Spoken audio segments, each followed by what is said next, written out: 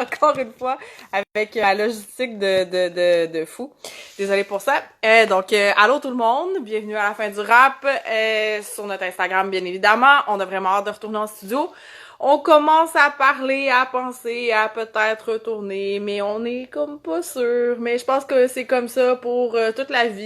What's up, Andréane? Le COVID. Qu'est-ce qu'on va faire? Donc, ce soir, on reçoit un OG, GunDei, Colin, GunDei. Désolée, j'ai passé la journée au complet dans des meetings de prod, donc la machine est repartie. What's up, sac? Donc c'est ça, on reçoit un OG ce soir, on va parler de beaucoup de choses parce que dans le fond, ce qui arrive, le couvre-feu aussi, le couvre-feu, les masques, la logistique, les artistes, tu sais, on est toutes comme ça. Oui, c'est ça. Ce qui est intéressant avec l'artiste qu'on a ce soir, c'est que c'est un artiste qui est déjà en partant multiculturel. Donc, on va parler beaucoup de ça. On va parler du rap keb. On va parler de la comparaison aussi avec tout ce qui se passe aux States. Pas nécessairement présentement, mais en général. Donc, on va vraiment pouvoir parler de façon de plus ample. Habituellement, les artistes que je reçois, c'est des artistes avec qui, justement, on peut parler de plus que qu'est-ce qui se passe juste au Québec, de plus aussi que qu'est-ce qui se passe dans la carrière, donc c'est pas juste la musique, on parle aussi de politique et tout ça. Parlant de politique, politique, nouvelles, etc., j'essaie de lire les nouvelles, mais je suis comme un peu découragée. Parce que, dans le fond, à chaque fois que tu vas checker, mettons, latest hip-hop news, tu sais, des sites qui parlent de beaucoup de hip-hop, ça va toujours tomber dans des artistes que j'ai jamais relate to. What's up, Evelyne? Puis je me sens vieille. Je me sens vraiment... comment est-ce que... Ouais, c'est ça. Je me sens vieille. Parce que il y a des artistes, c'est ça que soit que je connais pas, ou que quand j'écoute un beat, je suis comme... whatever, puis je fais juste skipper. Fait que quand je lis les nouvelles, yo, what's up, quand je lis les nouvelles, je me décourage assez facilement. Fait que c'est pour ça que, tu sais, des fois, je me force justement à trouver des nouvelles. Mais là, aujourd'hui, ce que je veux vous dire, c'est faire un petit retour avec, yo, le versus battle de Method Man et Redman. Si vous l'avez pas vu, si vous avez manqué ça, honnêtement, que... Si vous dites que vous faites partie de la scène de hip-hop, il faut absolument que vous ayez voir ça. C'est vraiment hip-hop at its finest in terms of, tu sais, l'humour que Redman apporte. Anyway. Il faut absolument aller voir ça. C'est sublime. Connaisseur du Caso, Normal de l'Est vient de sortir sur toutes les plateformes, donc allez jeter un coup d'œil à ça. Le nouveau clip, elle est partie de Saramé, avec une artiste africaine, NÉCESSAIRE. Allez voir ça aussi. Le clip est vraiment succulent. C'est vraiment super beau. Et puis, Brown Family et Raccoon avec la chanson Pull Up sur l'album Royauté du disque 7e ciel. Donc, voici. Et là, je m'en vais inviter GunDei. What's up? Ça va finir par fonctionner. Oui, merci, Andréane. Parce que je suis pas capable d'écrire puis d'interviewer en même temps. Ça a l'air que je suis comme ça. Ah, j'étais juste... Sorry, man. Je didn't invite you. On va attendre. Hey, what's up? How are you? I'm all right, and you? I'm good, thanks. Est-ce que tu veux faire l'entrevue en français ou en anglais? No, let's do it in English. I mean, whatever. Like, if your demographic is predominantly French speaking, I'll switch. I guess I could switch between English and French, but I always switch, but I get beat up by Slack. Ah, no, I'm not kidding. I'm kidding. No, but I mean, we can do it in English or in French. It doesn't really matter. C'est sûr que notre démographique est plus francophone, but whenever I'm doing the interview, people know that most of my interviews are in English. So.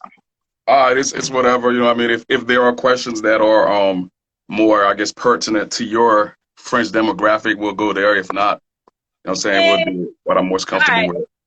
All right. So first of all, welcome and thank you for being here. Super dope. Cub et Pouvoir. Do you want to talk a little bit about it? It's coming out in January 2021. a lot of the songs that you have written down, en plus, c'est en français, donc, tu sais, c'est ton deuxième album en français. There's a lot of, like, conspiracy theory on certain levels, but at the same time, you talk a lot about it in the streets. So a lot of that philosophy that, you know, sometimes we're missing in the Francophone community. Okay, and what can you clarify though? Like you said something about conspiracy theory. I just want to make sure that. Well, I mean, what do you mean by that? Because like in the press release, it says conspiracy theory, but at the same time, it's more about like the reality of the state of hip hop in Quebec versus the state of hip hop in the States. And I think that you're one of the perfect person to talk about that because you've been through it all. I mean, you were born in Haiti, and then you moved to Miami, you went to Jersey and Montreal. So it's not necessarily the conspiracy. I didn't feel that there was a conspiracy theory as much as like there would be in other artists. But okay. It's more of like, what's your philosophy behind Cob et Pouvoir? Okay. I mean, the concept behind that album is, I mean, Cob in Creole, it means money.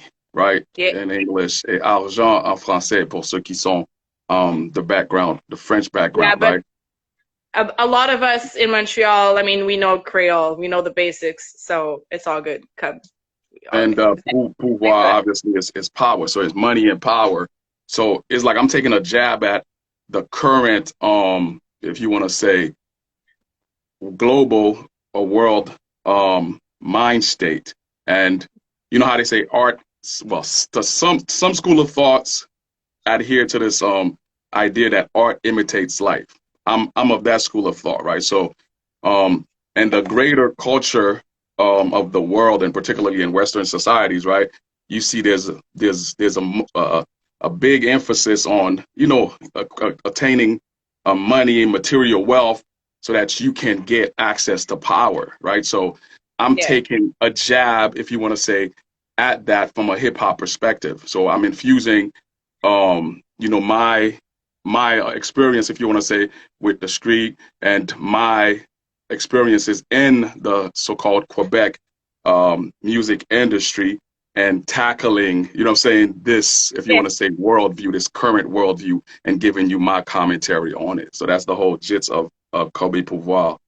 So like in the video clip of Rap Barbare, where like it actually reminded me of Kendrick Lamar, one of his last videos, where like there was this white guy and this black dude that were like competing against one another in terms of like talking about what the concept of racism actually was. So the video clip Rap Barbare reminded me of that. Okay, well, I mean, yeah, the fact that he happens to be white is not. It wasn't purposely done. You know what I mean? Like it just happened that, well, this guy is white. But that character, the white dude, right, that's being kidnapped, he represents or symbolizes, if you want to say, the current state of urban black music or hip hop or so-called rap keb right now, right? So you see that there's a elite, if you want to say, there's a elite group of artists and companies and all the things that surrounds that infrastructure, right? That monopolizes, if you want to say. Because look, demographically, or gives it a voice in a certain way. Say that again. Or gives it a voice in a certain type of way, in terms of like they're the only reason that it's actually recognized. Is that what you're getting at? No, not necessarily, because when you say recognize, right? Like right now, everybody's rap in Quebec it's to some people we at the on there. I won't say it in French, but I want the French people to understand this. Yeah. So, en ce moment, il y a tout ce hype, si on peut dire, pardonnez l'anglicisme or whatever, right? So, il y a tout ce hype sur le hip hop au Québec. Puis, il y en a beaucoup qui me paraît extatique, content ou heureux du fait que on dit que le hip-hop au Québec maintenant a l'œil, si on peut dire, des médias, des popular medias, right? Okay. They're talking a lot more about hip-hop, etc. Yeah. And hip-hop, il paraît que le hip-hop maintenant fait son entrée dans le status quo du so-called star system de la musique québécoise. Yeah. Donc, on pourrait en parler pendant plus, mais ouais, continue. Ouais, donc, il dit, bon, il y a certains qui disent que, oh yeah, right now, hip-hop it's at its golden age, si on peut dire, OK? Ouais. Selon moi, c'est pas nécessairement vrai. Ça dépend de, ça c'est perspective, right? C'est une perspective. Yeah. Si t'es de ce temps-là, OK? Cette génération, si on peut dire. Puis moi, quand je parle de génération, je ne parle pas nécessairement d'âge, right? Si, il y a des gens qui sont, moi, j'ai 45 ans. Ça fait à peu près plus qu'une vingtaine d'années que j'œuvre professionnellement, OK, dans le hip-hop, que ce soit aux États-Unis ou au Québec ou le Canada en général. Mais il y a des gens qui sont dans leur vingtaine, OK, mais qui sont ancrés dans cette culture-là et dans ce business-là et qui ont une compréhension ou conceptualisation assez large, OK, de ce qu'est... Ils font partie de l'identité, dans le fond. Identité, mais je parle de pas nécessairement identité, oui, mais identité c'est après. C'est selon moi, quand on parle de hip-hop, on parle de culture, ok? On parle aussi de business, right? So there's the culture which has been commercialized by businesses, right? So there's no, I don't have any issue with that. What I'm trying to say is that when they say today that hip-hop in Quebec is at its golden age, mostly what they're referring to is the fact that, hey, look, le star system or mainstream, okay, Quebec media and mainstream Quebec industry or corporation is recognizing us, right? So because you're getting this recognition, a lot of people, right, feel, or they would interpret this recognition to mean, oh, now we're at its apex, okay? This is, for me, not necessarily true. Le côté artistique a évolué. Mais quand je dis, même, moi, je peux même pas dire évoluer. Les beats sont mieux, OK, qu'avant, OK? Oui. Merci. Puis il faut aussi, mais je veux aussi spécifier, quand je dis que les beats sont meilleurs, je parle du côté francophone. Parce que le côté anglais, OK, au début, dans les années 90, OK, moi, j'ai déménagé ici en 92 et dès 93, j'étais déjà ancré dans le système hip-hop ici. Dans les années 90 et les années 2000, selon moi, le côté anglophone était musicalement I don't know how to say this in French, analogous to what's happening in the US or in Toronto and France. Côté musical, OK? Le côté québécois ou français, si on peut dire le côté francophone, c'était un peu quétaine. Quétaine, c'est comme ça qu'on dit, quétaine ou quétaine? Quétaine, yeah. Okay, yeah, it was a little bit like shabby, right? So today, the younger guys, right, or this generation at this stage of, if you want to say French hip hop, okay, in Quebec, the music is better, okay, than what it was, if you want to say, or maybe different. Maybe to be fair and to be respectful to those who were there before, it's a little bit, it's different. Well, it's like the beats have evolved pretty much, is what I feel like you're trying to say in a way, is that the beats are not just like, c'est pas juste du, c'est même pas du 808, c'était même pas du 808 en tant que tel. C'est comme les beats ont plus de profondeur. That's what I've realized. And I'm really happy that you're talking about it because moi, j'ai vague sur le hip-hop francophone pendant vraiment longtemps. Tout ce que j'écoutais, c'était SP puis Mosaïen. Puis ça a duré pendant des années. But it's true that the beat makers have evolved into bringing in more depth. And I mean, if you compare a boom bap from the 90s and now, at least now, even on the Francophone side, you get that same quality sound.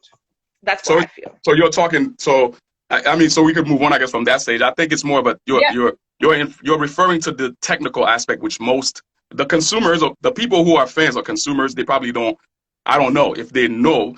Look, what you're referring to from my perspective, being that I've seen it all, right? And I've participated in all aspects of it. So I think I'm one of the people that can speak on that. What's gotten better, it's my bad also, I didn't articulate this properly. It's not necessarily that the music is better. C'est pas que la musique est meilleure. Oui, il y a une évolution, c'est normal, le temps change. Les temps changent, les goûts changent aussi, mais ce que je voulais dire, okay, ce dont je faisais référence, c'est le côté technique. Donc, on a plusieurs ingénieurs de son, si on peut dire, dans la ville ou dans la province du Québec en ce temps-ci qui comprennent l'esthétique ou du son rap ou de la culture hip-hop. Dans les temps anciens, OK? Ouais, dans les temps anciens, les ingénieurs de son, c'était des ingénieurs de son spécifiquement axés sur le rock and roll, right? They didn't understand how to bring about that sonic, you know, this, if you want to say what you were referring to, the depth, right? The depth is more, they didn't know how to do that. It was specific engineers. Maybe we didn't have enough engineers because I feel like, I mean, if you listen to Mazayan and SP Sans Pression, they still had it. Well, it was guess still what? the 90s, still francophone, still, you know. So that's what I'm saying is that maybe it wasn't as widespread, maybe it wasn't as recognized enough so that people could actually take those elements of hip hop and actually bring it into music. But I get what you're saying, though. Okay, I mean, this is cool. I would say, like, from my perspective, I would like, yes, Mazayan and SP, salute to them. Their sound was good, but to be honest, right, from a sonic, and Mazayan's first album, I was there, right? I was there when it was being produced, okay? And it was produced by the company that I was signed to, Zubon Records, right? By Hagar Badian was the main, if you want to say, producer behind it. So I was there when it was being made, and I know this guy, and I know his talent. However, right, sonically, if you compare Mazayan's, at least the first album, maybe the second, I don't know about that, but Mazayan's first album, SP's second album, it's good sonically. But compare it to what's happening in France at that time and what's happening in the United States and in Toronto, it's not the same. And I'm not talking about je parle pas le style musical, je parle du côté technique, ok, le mixage et le mastering, ok. Dans ces temps-là, il n'y avait pas beaucoup de gens qui étaient qui avaient cette connaissance-là de ce qu'est, parce que le hip-hop ou le rap, si on peut dire, more specific, it's a particular type of music, right? And you have to have a certain understanding technically, okay, to approach it from an engineering perspective. Puis on n'avait pas vraiment. Mais moi, j'ai à peu près 2-3 singles, ok, du côté vinyle que j'ai fait en anglais avec Zubon. Oui, c'est des singles cultes, si on peut dire, dans la scène hip-hop à Montréal, mais côté technique, non, c'est pas les meilleurs sons, ok, techniquement, parce que si on compare les sons, ok, le côté ingénieur, comme moi je le sais, ok, je le savais back then also. Nous, nos buts, moi et surtout Misery, ok, le grand frère ASP qui était dans la même compagnie, ok, on était signés dans la même. Nous, on envisageait juste faire assez de bruit pour nous rendre aux États-Unis, ok, pour travailler avec les gens qui font ça au niveau que nous, qu'on voulait performer et qu'on performait, ok, avec ce qu'on avait. Donc c'est de cette perspective-là que je parle quand je dis que mais c'est ça, je voulais pas dire que les beats sont meilleurs, je voulais dire qu'il y a peut-être plusieurs ingénieurs de son qui sont maintenant acculturés à la culture et au son, si on peut dire l'esthétique, et qui aussi comprennent le côté technique de how to mix a rap song. So in that perspective is better. But on the other end of it, I don't think it's only now you're seeing people understanding the business aspect of. There are a lot of people who are understanding as they go along, okay, the business aspect. So we still got a long way to go. I don't think, and that's what I don't like about, it sounds negative what I'm going to say, and then I'll shut up and listen to you if you got questions. It's fine, don't worry about it.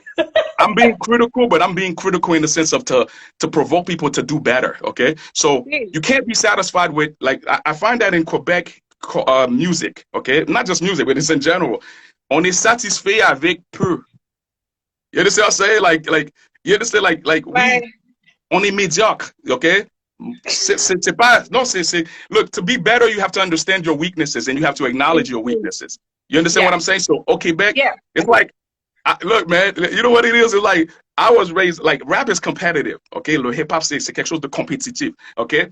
What if you competing? You want to compete with? It's like playing basketball, right? Imagine you're playing basketball. When you want to or I don't know, choose a sport or choose something that you like, okay? Which is that have a competitive aspect to it. Usually, anything, even at the radio station. To me, right? I figure that if you're doing radio or if you're doing media, you want to be among the elite, the best, but not by cheating, but by doing the work that you do in that milieu to its highest degree. So at this stage, we can't be we could say, wow, you know what? We've come a long way. But to say golden age, to me, that's a little bit pretentious. You know what I mean? But even in the States, even the golden age, I mean, I've listened to LL Cool J debate on it with other rappers where it's just like, it's debatable even in the States. So here, like, we are not even close in my opinion, we're not even close to touching the basics of hip hop that there was in the States, or even probably in Europe too. And I feel like it's all also a game of authenticity. So like, what does it take? Or are we even able to judge our own music at that stage? Because hip hop is a culture, like you mentioned, and we're just new in this culture. So how can we talk about a golden age? Yeah. When you say c'est pas pour être divisive, okay? So moi, je suis très méticulé, right? I like to highlight or identify things specifically as they are, right? So, en général, je suis d'accord avec ce que vous avez dit, okay? What you said. As a collective, right? As a province and as a market, I agree, it's a us thing. But individually, like, this collective has il y a certes, étant que je vais le dire en français aussi pour que les gens qui parlent français puissent me comprendre. Donc, je suis d'accord avec ton point de vue côté collectif, oui, ok. Mais ce collectif-là consiste des pions individuels, ok.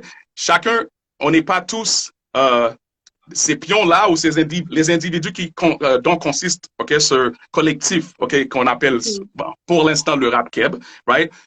Okay. Il y en a certains qui ont plus d'expérience que d'autres. Il y en a certains qui ont plus de succès, si on peut dire, financier que d'autres. Il y en a certains aussi qui ont plus de talent, okay, musical aussi que d'autres, right? So that's just like in anything. So I say that to say that in that sense, so when collectively, I'm saying I don't think we're at the golden age, but if you want to start picking now, like nitpicking, like, so there are some art, like you just pointed, for example, say Sans Pression. We're not kissing their ass when we say that, oh, this is a mythic group. Like, ça, c'est pas une opinion, c'est un fait, right? It's proven. Il y a des preuves tangibles et concrètes, okay, dont on peut, comment dirais-je, that we can use to, at least from my end, I know how to argue for the fact that, well, Sans Pression as a group is a mythic group and they're legendary because of what they've done at the time they've done it, the amount of success they've had, right? And the impact that they've had. These are concrete things, right? So it's in that sense. And the impact that he still has too. Repeat that again, please. And the impact that he still has too, that he's like continued, just like I'll get back to that point, but just you finish your point. So I'm saying, and I say they. The reason I say they is because Sans Pression consists of SP and T-Kid, right? So as a group, right? Yeah. So in that sense, that's why I say they, at least for the first album, right? For the first album, that album right there, these dudes, okay? No matter what you think, I have my own personal, if you want to say, issues with both parties, right? But forget that. Yeah, I mean, we're not talking about, that's why we're going to be objective. Objectively speaking, that album is mythical, and that's a legendary album because of what it's done in all aspects, okay, of what you call music and music business. So I'm saying that, so collectively, I don't know if we could say golden age yet, but you could speak about, to me, from my perspective, you could speak about, oh yeah, there's some artists or some groups who have reached that golden status, to me. Yeah, I mean, like again, groups like Sans Pression, and Mozaïen too, right? To me, they're part of if you want to talk about a golden age, and we could argue this to say why I think, these guys, they consist of what was to me, and it's not just because I'm that age. Like I said, I have like, I will give you, if you or anybody, right, they want to discuss this, we could discuss this objectively, right? We're going to bring the facts, right, to say, well, no, these guys, they're part. That's what, to me, what does and we have to define too, what do we mean by golden age? You know what I mean? Like, maybe my definition of what a golden age means is not the same as everybody else, but for me, what the golden age represent to me, I don't think we're there yet collectively, but I think that there are some elements in this culture historically who has reached, if I want to say that, status, in my opinion, if that makes sense, right? But at the same time, I mean, I think that if we're talking about like labeling ideas or concepts or people, we could talk about the legendary aspect of Mazion and SP. That, in my opinion, that would be like something that it would be like factual. But like Evelyn is mentioning, the golden age, it means a peak. It means that it reached a peak that cannot be higher than that. And I feel like if we are saying that we have reached the golden era, it's kind of fucking sad. Because if that's the peak that Quebec can have in terms of hip hop, in terms of quality and quantity and overall visual, you know, it like that's it. That's all we're gonna have.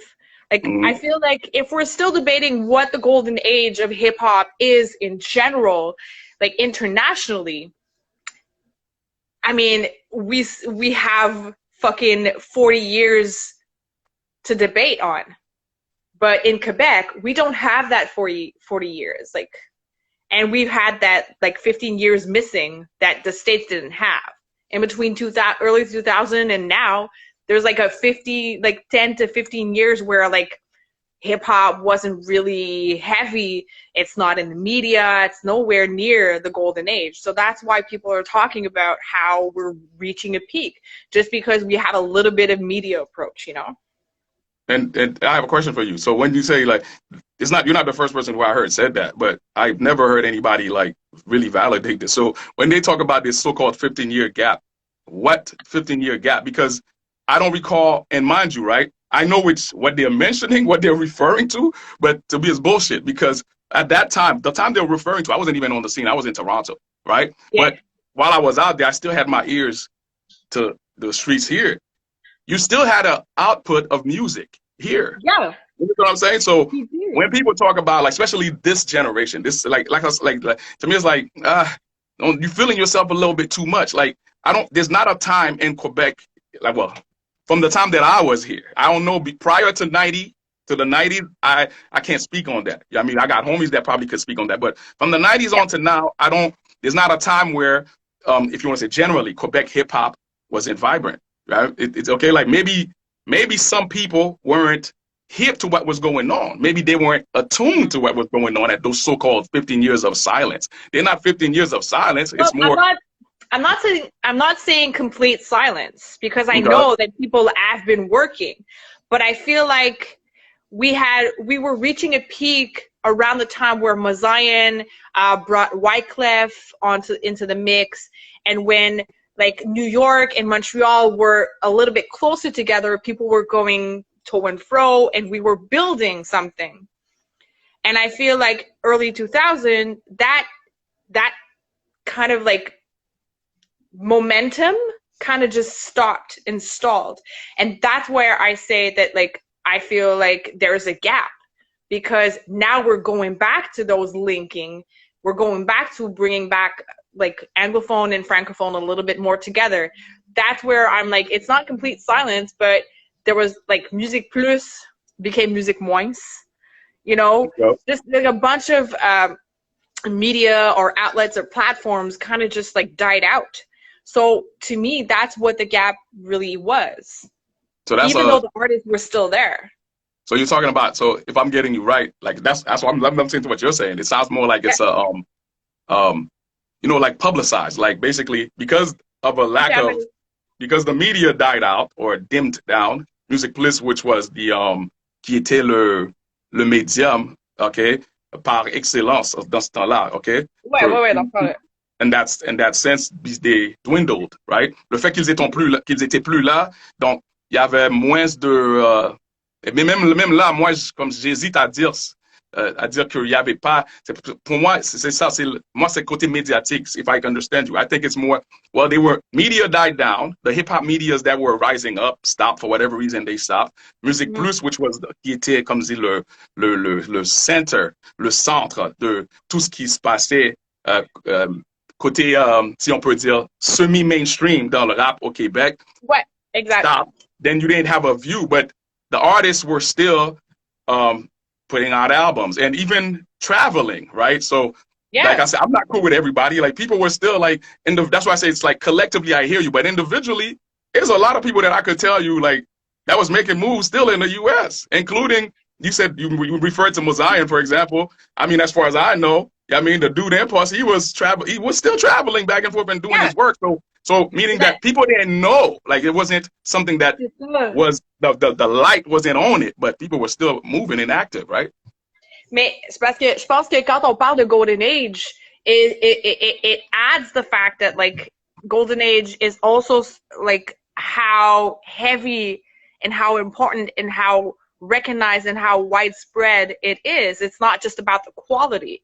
Parce que tu sais, même pour encore beaucoup d'artistes, de juste passer à la radio, c'est encore un peu l'équivalent de selling out. Tu sais, si t'écoutes, mettons, Dead Prez encore, tu sais, c'est comme turn off the radio, it's bullshit. So, tu sais, comme il y a cette espèce de dualité-là aussi qu'on peut comme réintégrer dans le narratif, si on veut, of like what is the Golden Age and what was the gap between like Quebec, because like Empress, he never stopped, and a bunch of them never stopped either, but he had to travel. Like most artists in Quebec, you have to travel outside of Quebec to actually make it, or to actually like build a finance or get investing, like investors, you know? So like, that's where I'm like, that's where the gap is for me. Ça, c'est le milieu. Ça, c'est pas la faute des... non. C'est pas faute. Pour moi, en fait, c'est le Québec, même étant que marché ou étant que culture, they weren't the popular, if you want to say, the masses weren't ready to open up to that art form, right, or to that subculture. So in which anyway, that's what hip hop. That's why I always say like, well, that's what hip hop is all about anyway. Like hip hop is not about wanting. So that's why I say like it is debatable, and I like this interaction that we're having, right? It's debatable like what we mean by golden age, because hip hop is not as culturally speaking, right? It's not about the masses paying attention. It's much more complex than that, right? And much more, there's a certain, you mentioned authenticity earlier, right? As a culture, or even as a business, it's not the model before was not about, oh, we want the recognition and the approbation of the mainstream. No, we do our shit. If they come, they come. Yeah, I mean, that was the mentality. Yeah. That's what hip hop is found, like rap anyway. Let me not say hip hop. Rap as a art form, this is what its ground is, right? C'est ça comment dirais-je, l'origine même du rap étant que art, ok? C'est de say, ok, je vais vulgariser parce que je trouve pas le mot. C'est de say fuck you, ok? Ok, je fais mon shit à ma façon, de mon côté à moi. Si t'aimes ça, come on in. T'aimes pas, the hell with you. You understand what I'm saying? Yeah, well, that's the basics of hip hop too. That's how it became, like it came to life. It was a bunch of crying kids. Today. But we've been crying for a minute now, wanting, and now we're so happy because, you know, like when I'm generalizing. When I say the we, I don't necessarily include myself, but I'm speaking in general terms. Moi, ce que je vois, because c'est des gens, c'est des gens qui, c'est comme si qu'on voulait l'approbation de ces gens-là. You understand, like du mainstream, du milieu de la musique ou de l'industrie musicale au Québec. Le fait que maintenant je veux même pas dire qu'ils acceptent ça, mais le fait qu'ils ils prêtent attention, si on peut dire, au rap ou au hip-hop. A lot of people now are happy, like, oh, well, we're going towards the golden age. Bullshit. Like, that's what I'm saying. From my perspective, that's bullshit. At least from I don't care about all that. I never cared for all that. You know what I'm saying? Like those who are really for it, and I'm not talking je parle pas from a purist perspective, you know, like, boom bap. No, I'm just saying, mental, like it's a mentality. I mean, like they say, it's a certain mentality that people who are in hip hop, it's about, look, you got well, not just you, but as a collective, la fin du rap, right? Yeah. Vous êtes une collective, selon moi, je connais pas votre histoire, mais si je comprends bien, vous êtes une collectif indépendante, right? Vous faites ce que vous avez à faire, que vous ayez, je ne sais pas, c'est à toi de me corriger, que vous ayez des subventions de whatever organization ou pas, vous faisiez ce que vous faisiez, ce que vous faites, right? You're gonna do what you're doing. That's hip hop. You understand what I'm saying? Like, I'm gonna do this regardless. You know what I mean? And if, okay, and we do want, c'est pas qu'on veut, c'est pour ça que je dis, c'est pas, moi je parle pas from the perspective of a puriste qui ne veut pas, comment dirais-je, de l'argent. C'est pas de ça que je parle. Je parle que il y a une certaine intégrité, ok, intégrité business ou intégrité artistique ou intégrité morale que je trouve que beaucoup dans ce milieu-là, ok, dans le rap au Québec, ils n'ont pas ça. You understand? Puis moi, personnellement, je respecte pas ça. You understand what I'm saying? So, and that's why I don't talk golden age. You know what I mean? Like, it's a weird conversation in that sense. But well, I mean, it gets pretty touchy as a subject too, and that's why I'm super happy that I got you on, because that's exactly what I want to bring in terms of culture, pretty much, and on this radio show too, is talking about what is being être intègre. C'est quoi l'intégrité? C'est quoi l'authenticité dans le hip-hop? And who are we, us, as people that did not actually create hip-hop from scratch to judge or to criteriarize either or? See what I mean? Can you elaborate? Can you clarify a little bit what you... I sort of get what you're saying, but I just want to make sure, because I don't want to read what you're saying. Qu'est-ce qui fait qu'on est authentique au hip-hop? Like, what are the criterias to be authentic for hip-hop, in hip-hop? Okay, yeah, I think, yeah, it's hard. It's a hard one to answer. There is, and it's like, that's what I say, this is a particular thing. So from my understanding, okay, so, you know, remember what we said initially is that, bon, le hip-hop, c'est un genre de culture ou de mouvement qui prône, on peut dire ça? Qui promote, c'est pas l'individualisme, mais c'est un certain do you, express you, right? Yeah. So, and you express you as far as you believe. Okay, let me say it slower. Okay, le hip-hop, selon que moi, la façon que moi que j'ai compris, qu'on m'a donné cette tradition-là, okay, c'est ça, c'est dur à dire. C'est pas un mouvement, c'est pas vraiment une culture, c'est une sous-culture d'une culture. Parce que le hip-hop a évolué dans le contexte de la culture américaine. Right? So, hip-hop de base, le hip-hop, ça fait partie de la culture américaine. Ça, c'est un. Deux, c'est pour ça que je dis pas, selon moi, c'est pas vraiment une culture en soi-même. C'est sous-culture, right? And in a sense, c'était marginalisé, right? Ces gens-là n'avaient pas accès à tous les privilèges que la culture américaine offrait. Donc, de ce fait, ils se sont inconsciemment, you know what I mean, like, build something within their context, right? And marginalized, right? And as time evolved, dans l'évolution du temps, comme ça se fait dans l'histoire, on voit que, oh, wow, le mainstream, la culture américaine, okay, du mainstream s'ouvrait, okay, à ce sous-culture-là, okay, cette sous-entité, okay, qu'on yeah, because of the power that it held, yeah. In that sense, or maybe the businessman, the corporation saw, hey, you know what, we could like make money off this shit. I think that's really what it was. So you know what, now we're gonna make it popular to the rest of. So from that point, this is when, if you want to say, it became in that sense mainstream. But the base, right? How, if you want to say, whatever they call hip hop, whatever that phenomenon is, ce phénomène-là, okay, qu'on appelle aujourd'hui hip hop, la façon que ça a évolué, c'est l'idée originale. Quand je dis idée, c'est pas une personne. Like, for example, I see that, you know, in the US, okay, maybe some people will say I don't have the right to say this. Okay, that's my perspective based on my understanding of this thing, right? So you see, they like to single out, for example, Kool Herc, right? Oh, as the founder of hip hop. No, cool. You can't found hip hop. It's just something that Afro-American and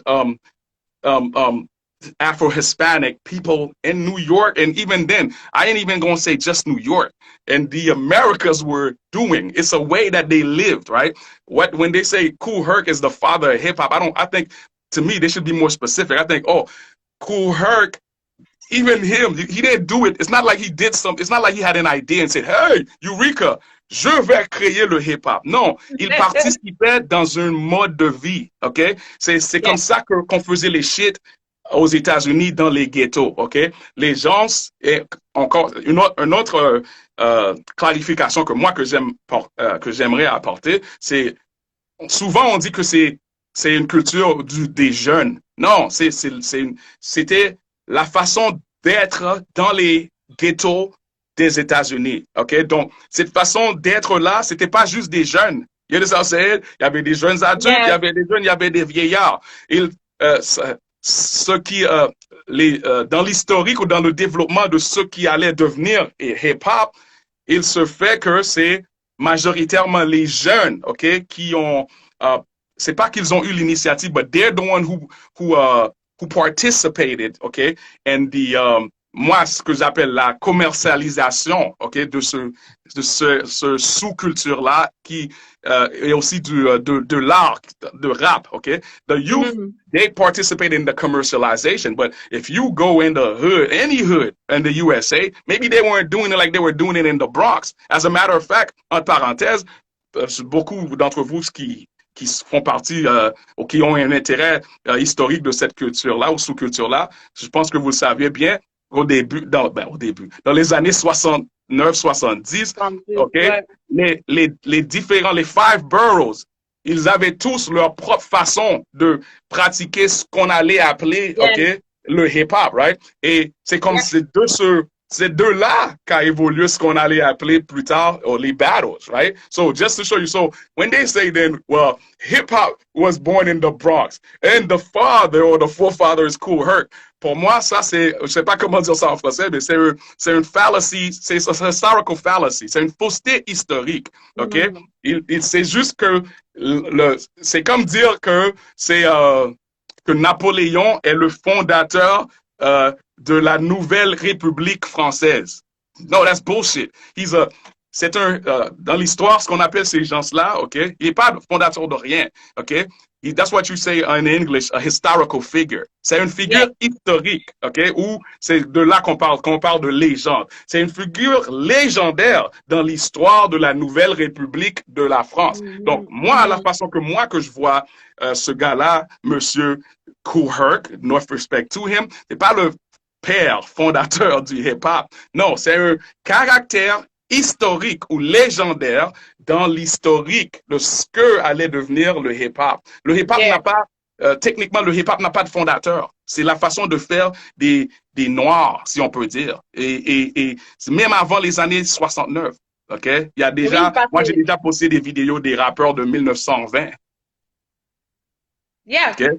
And I mean, even if you look at like music, like I don't have names right now, but I mean, in a lot of blues and a lot of funk and a lot of the soul music, you still had that, you know, those beatboxing styles, those rapping styles too. C'est bien qu'on en parle en fait parce que on dirait que ça tombe souvent comme un débat incontournable / interminable to decide who is the founding father, who actually made hip hop. Is it Bronx? Is it Queens? Is it Jersey? Is it like down south or whatever? Like, does it actually matter?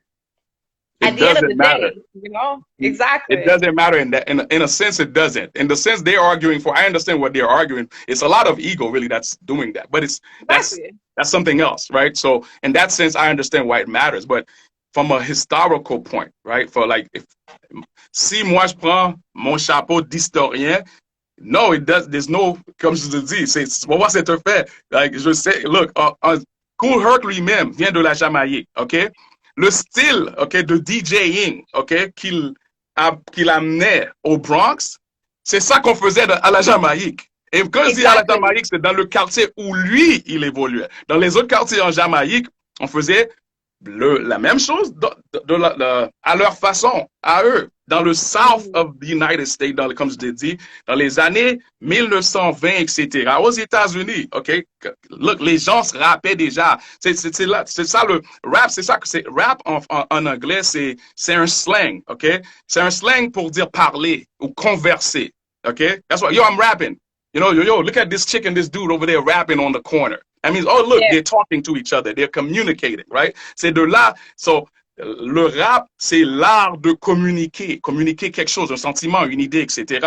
Donc, les Afro-Américains, ou je peux dire généralement, les gens de descendance africaine, dans tout la Terre faisait déjà ça avant les années 69 ou 70. Donc, comme je dis, la commercialisation du hip-hop, oui, du 69 ou 70, en passant à Cool Herc et tout le développement, c'est là que ça, c'est une autre histoire, OK? Mais moi, quand je parle de l'histoire du hip-hop, I'm speaking from the bit, so that's why I say I'm speaking from the wider sense, right? So I hope I'm making sense to you. Oh, you know what? I'm just happy that you're mentioning all of this because it would not come out of my mouth this way because I already believe everything that you say because I know this, but I'm happy that everybody is actually listening to you and hearing what you're saying and you're like, you know better, you know? So, and also like a lot of people think that it just became like hip hop existed only in the 80s, but it's not true. And also like it started before the 5 elements of hip hop. Like who decided the 5 elements of hip hop? Because that's why a lot of people think that it's only the youth that actually promoted hip hop or created hip hop because of the graffiti, because of the dance battles and all of that. So like it comes down to like, what is the golden age? You know, is it the 80s? Is it the 90s? Does it even matter? Like, yeah, that's why I say it depends on what you're talking. Like that it's a relevant question, but I think myself included, when we make that statement or when we ask this kind of question, we got to be sure first, what are we talking about? Are we talking about from a business, okay, like as commercial, that's why I say commercialisation. Quand le rap est devenu quelque chose de profitable ou quelque chose d'acceptable dans la société américaine, ça c'est un. Si on parle de culture ou comme je peux dire sous-culture, on peut pas parler de golden age parce que c'est quelque chose de c'est un cycle qui est interminable. On le fait. Moi, je peux parler si j'ai des amis, par exemple, du Congo, qui pourraient te dire que oh ouais, dans les années 1920-1960 au Congo, on faisait quelque chose, on l'appelait pas rap, mais quand tu écoutes la cadence, le temps, le tempo, etc. Oh, that's rap. These fools was rapping over there too. You understand? Moi, étant qu'haïtien, je peux te dire qu'il y a plein d'artistes, OK, dans les années, encore une fois, dans les années 20, etc., les années 30. Ouais, ils faisaient du rap. C'est pas le genre de rap qu'on fait aujourd'hui. C'est ça, je dis, c'est un cycle, mais c'est un cycle qui évolue avec le temps. Les rythmes, c'est pas que les rythmes changent, les rythmes prennent différentes formes. Parce qu'à la base, si on comprend la musique ou la musique africaine, c'est toujours les mêmes rythmes. C'est juste, you change certain patterns, but when you count them, like it's usually on the 4, especially rap, right? It's 4/4, right? C'est des 4, 1, 2, 3, 4. Même le trap, like 1, 2, 3, 4. C'est toujours ça, okay? It's repeated and it's manifested in different form, but à la base, they're doing the same shit that the forefathers was doing, were doing, excuse me, to be more specific. So, c'est pour ça que quand on parle de golden age, that's my bad. I should have been more clear and more specific when I brought it up in the beginning. But it's okay because like a lot of people that think that it's like it's a very simple question, but it actually really isn't because technically like you mentioned, like what type of golden age and what kind and what type of hip hop, because there's like even in hip hop there's a lot of the culture that is much different. Like you can consider trap hip hop, but still trap is not the same thing as rap. And so like you have so many different styles that it's just like what golden age of what stage of what part. So like I mean it's like a huge fucking question that we could spend hours and hours and amounts of podcasts to actually debate, and then you'd have to include OGs and newbies and a bunch of people to actually like try and calculate, so I hear that. So I mean, we talked about like that whole thing, and I feel like we could talk about for more and more hours, and we have like 12 minutes left. Oh, okay, that's all good. It's, well, Yeah, no, I hope. Go I ahead, my fucking bad. love this. I fucking love this. I mean, je voulais qu'on parle un peu plus aussi de Cob et Pouvoir, puis de Rabarbar, de qu'est-ce qui s'en vient pour toi. And also, like, why did you choose GunDei? Moi, ça fait longtemps, man. Quand j'ai décidé de faire ça professionnellement, et encore dans le rap, c'est ça. On cherche toujours un nom qu'on trouve qui représente notre identité et euh, qui va transmettre, un nom, le message. C'est comme une thèse. C'est comme le Une thesis hypothèse? of Un thèse. thesis. Ouais, Ouais, c'est comme exact. le thesis de notre identité en tant qu'artiste. Donc, Mhm. moi, je cherchais des noms. Au début, mon nom, mon prénom, c'est Garner, right? Yep. G-A-R-N-E-R, right? So, au début, je m'identifiais comme Grandmaster. Tu vois, c'est parce que moi, je me voyais comme tous les grands maîtres MC, OK, traditionnellement, OK, comme tout ce qu'on avait parlé. C'est comme ça que moi, que je me voyais. Je me voyais in that same line, right? So I was like, okay, you know what? I'm going to be Grandmaster Garner. Puis I found that with time, it was a little bit too cheeky because, oh, that's my real name. You know, so I wanted something that I thought was cooler. So I was like, okay, you know what? What am I? Moi, j'ai mon historique, si on peut dire, pour faire ça bref. Um, um, Jeune, j'ai grandi en Haïti. J'étais né en Haïti, right? Yep. J'ai grandi dans une famille religieuse protestante chrétienne, right?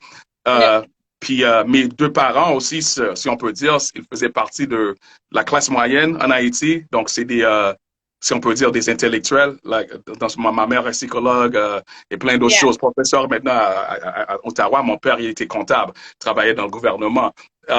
Donc, il y avait beaucoup de livres, beaucoup de lectures, et il y avait aussi cet aspect, si on peut dire, spirituel, religieux, right?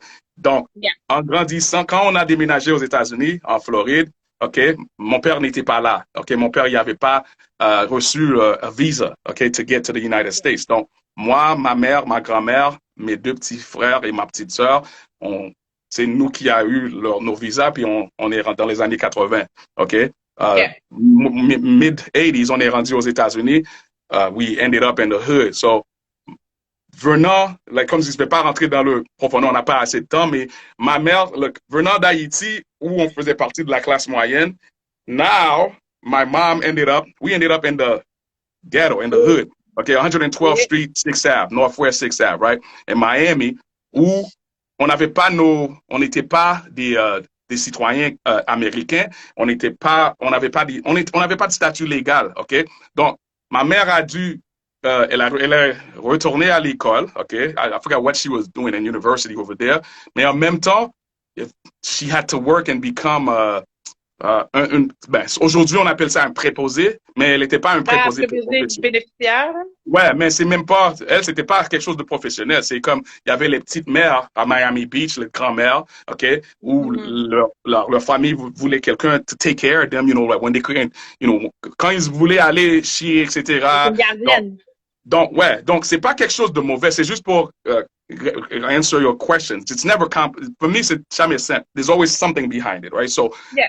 venant d'un statut, si on peut dire, social, middle class, là, t'es rendu, OK, at the lower class, right? And Yeah. not only that, le job que ma mère faisait, on payait des gens en Haïti pour faire ça, OK? So, c'est pour dire, étant qu'individu, elle avait ce choc-là qu'elle devrait deal avec. You understand what I'm saying? So, Yeah, all that, okay, made me, if you want to say, as an individual, right, as I grew up, etc., and I decided to become a rapper, this experience, so I ended up in Miami doing a lot of, as a teenager, okay, I ended up doing a lot of shit that I shouldn't have been doing, like in the streets, because, I wanted to, the story that you hear all the time. On n'avait pas ce qu'on voulait ou ce qu'on pensait avoir besoin. Donc, I did what I had to do to get it, right? So, now, maintenant, rentrant c'est au Québec, en fait, que j'ai décidé, OK, I want to be a rapper. What am I going to do? OK?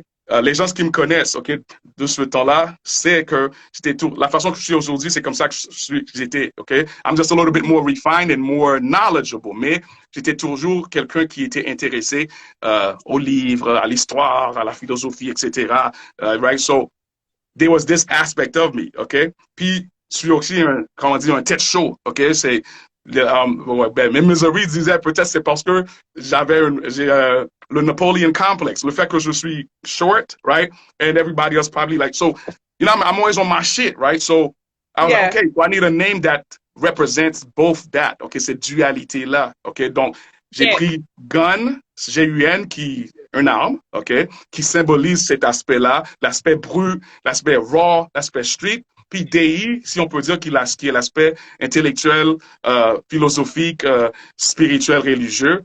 Et I put them together. J'ai pris le nom de Mahatma Gandhi, le légendaire indien révolutionnaire, parce que je trouvais que dans sa culture, il représentait quand même, il était un révolutionnaire, puis moi, je me voyais étant que révolutionnaire de ma façon. Ouais, donc j'ai pris Gun et DI. DI, c'est un mot latin, ok, qui veut dire Dieu en pluriel, ou les divinités, right? Donc, les divinités, pour moi, ça représente, la métaphysique, ou la religion, la philosophie, etc., ou l'aspect, si on peut dire, plus féminine, si on peut dire. Donc, I put those together, and you got Gandhi. So that's how I came. That's a long answer to tell you how the name came. But I did not expect less, so it's all good. So you're kind of a spiritual gangster. Yeah, you know, I like the way you put it, yeah. You could have just said that, but you went the long way. It's all good. Yeah, I like that. Est-ce que tu penses que, tu sais, dans le fond, avec le projet que tu vas sortir, ben, qui sort en janvier, le 21 janvier, right? Donc, il a sorti. 2021. 24? Il est sorti.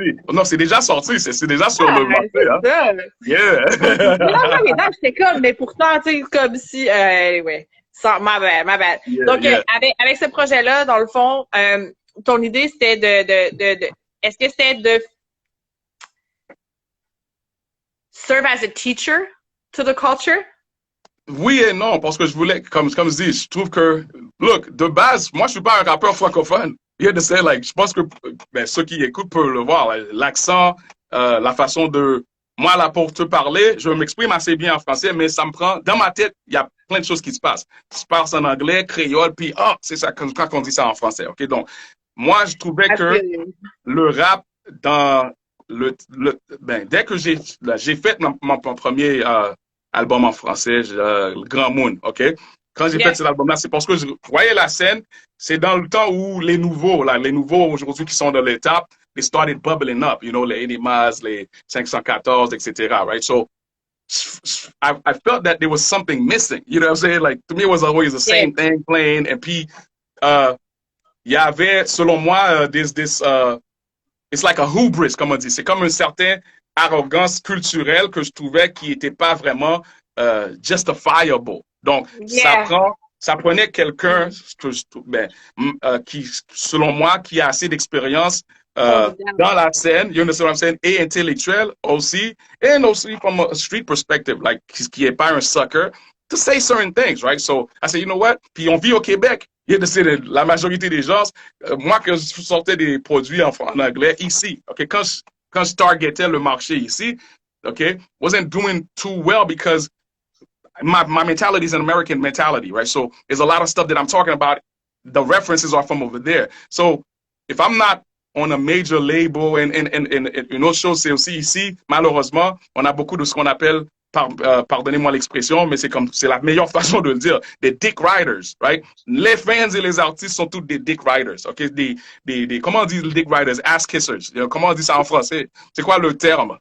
Yo, pour vrai, I don't know, because I'm anglophone too. So. Oh, des lèches-culs. I know what it said. Des lèches-culs, OK? Oh, donc, okay, there you go. Des lèches-culs, OK? So, ouais, exactement. So, au Québec, c'est ça, là. OK, si tu bumpes pas, ce qu'ils appellent aujourd'hui bump, OK? Puis aussi, même ça, là, c'est un autre débat. Qu'est-ce qui fait que quelqu'un bump? OK?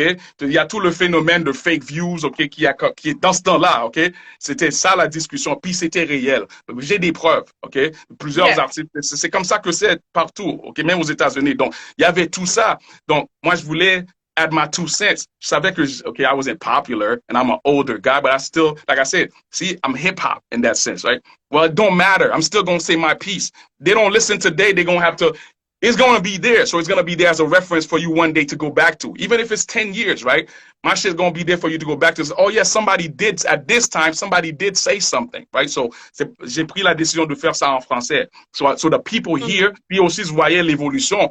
On pouvait voir que, oh shit, it's true. Le grand public québécois allait s'ouvrir, okay, au hip-hop. So, selon moi, it wouldn't be fair historically to let shit just go with the people that were doing it, like that was bumping at that time. Somebody from my generation, because at that time, Empress n'était pas back sur la scène. You understand what I'm saying? Like, he came back like recently. You understand? So, who was speaking? Picasso n'était pas là. You understand what I'm saying? Mais moi, je viens pas de leur milieu, ces gars-là. Je suis pas un rappeur francophone. You understand? Je suis un rappeur anglophone, mais il y avait personne qui le faisait. You understand? Dans ce temps-là. So, I said, I'm gonna do it. You understand? C'est pour ça que j'ai fait. So, dans ce sens-là, quand tu dis que si je me vois, je le dis dans Wave Lord, j'ai un OG qui, comme le professeur, vient pour vous guider. Ouais. Donc, c'est pour vous donner tout, selon ma perspective à moi, les aspects qui manquent, okay, dans, si on peut dire, dans l'historique du phénomène du rap québécois. You know what I mean? Donc, c'est là. Yeah. Ben, je suis contente que t'en parles parce que justement, c'est ça, c'est quelque chose qui manque beaucoup au Québec, je trouve, en termes de culture, parce que beaucoup de Québécois, encore maintenant, ce que je réalise, puis tu sais, je généralise présentement, mais je parle de mon expérience, because I've been judged just for speaking English. I've been, you know, so like that difference of language, a lot of people did not listen to what quote unquote is real hip hop, the basics of hip hop. So if you don't understand the language, or if you don't speak the language, or if you don't like actually take the moment to appreciate and really educate yourself in this. And juste en parenthèse, Andréane, Slag, JL, je vous avertis, ça va durer plus longtemps ce soir. So people, la programmation de 7 à 9, ça fonctionne toujours. C'est juste que là, je décide que ça vaut la peine. Je prends le monopole. I'm just gonna make it last longer. My bad. No, it's not your bad. Honestly, it's just I feel like it's like a once in a million time, you know, it's just worth it. Puis là, pour revenir à ce que je disais, it's like I forgot what I was saying. You were talking about how you felt there was a necessity for, like, because you know earlier I mentioned that there were a certain voice missing and the develop when hip hop was gonna become, if you want to say, popular in Quebec, like in the like say like 5 to 6 years ago, when you see the development, I was saying like there was something I believe that was lacking, and people like the people today like that should have. When I say should have, it's not a diss to them. It's to say, well, for whatever reason, they weren't active at that time. So today you have connaisseur and you have Empress that are back, if you want to say, as OGs, right? They're back on the scene and they're doing good music, right? Relatively good and contemporary, right? So now you have that voice, that missing voice, right? But at that time, there was not that. So I took the initiative to do it. So I think you were commenting on that and giving your piece. And it's also the fact that like I feel like the language barrier is what actually deprives us from really taking advantage of the knowledge of a culture. Is pretty much where I'm getting at. And sometimes like what I used to in a very arrogant way maybe to ask the kids that, oh yeah, I listen to hip hop and stuff like that. Okay, so what do you listen to? And I would like name drop a bunch of like old school, like even like Dead Prez or Mobb Deep or De La Soul, and they were like, I don't know. And it's just, okay, so you don't know your hip hop. You like hip hop that's modern right now, but you don't know the roots, you don't know the basics. And even me, I don't pretend that I know everything, but at least it's like it's knowing that there's a full fucking culture that's been started 40 years ago and even more. So that to me was kind of like that essence of authenticity that you either bring to the culture to actually be part of it or that you don't. Yeah, but that's your guys' job, right? So in a sense, I'm not saying you, I say that's, in a sense, it's like the media, right? So what you're talking about, I agree with you 100%. It's just, I used to take the position to like, of kind of like scolding the youth, but I'm realizing that, well, that's not their job. It's unfortunate. Like me, when I came up, no, we came up with that mentality, like, oh yeah, you got to know what was before you.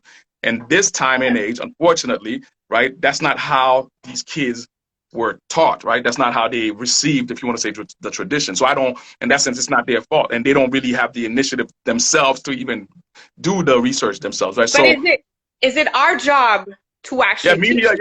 the media, because you guys are, it's like that. It's not just in rap music, as in if you want to say modern system, but modern in the societies in general, right? Like that's the job of media.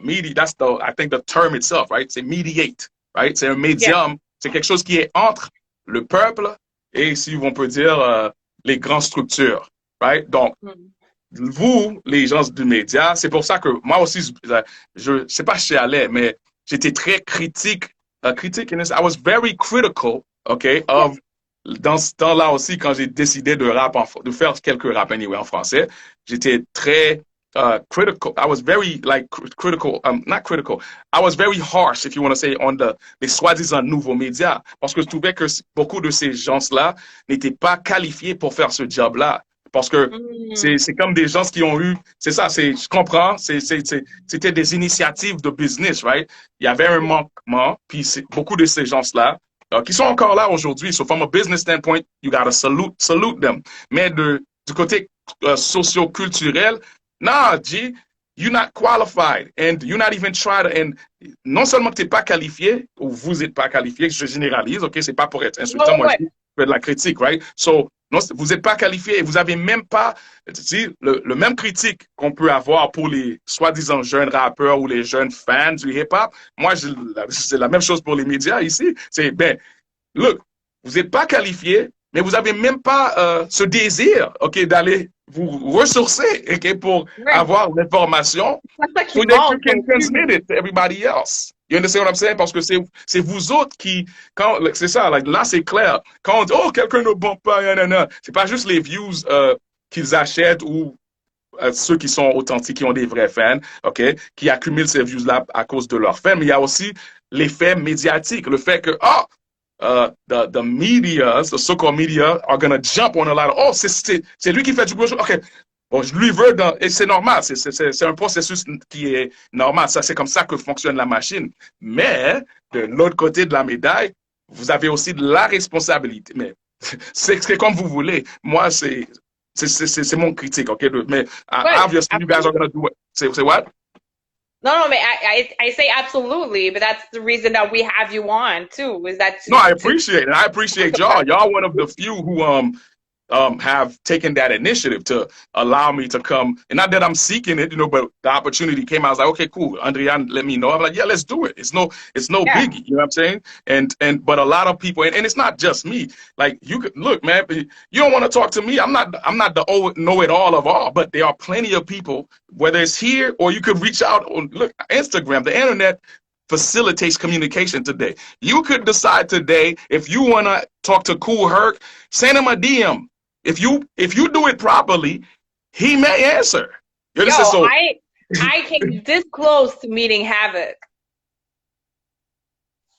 So it's possible, right? Go ahead. I'm listening. My bad. No, it's okay. It's just that, but it's true that like the internet made a lot of communication so much easier. So if people wanted to know, they would have known. That's what I say. Like it's like, okay, so it became clear to me that a lot of the so-called media representatives, c'était pas ça leur intérêt. Il y avait d'autres intérêts. Okay, donc I took things on my own hand and I did what I did. Now maintenant, est-ce que j'ai comment dirais-je, la reconnaissance que ça devrait avoir?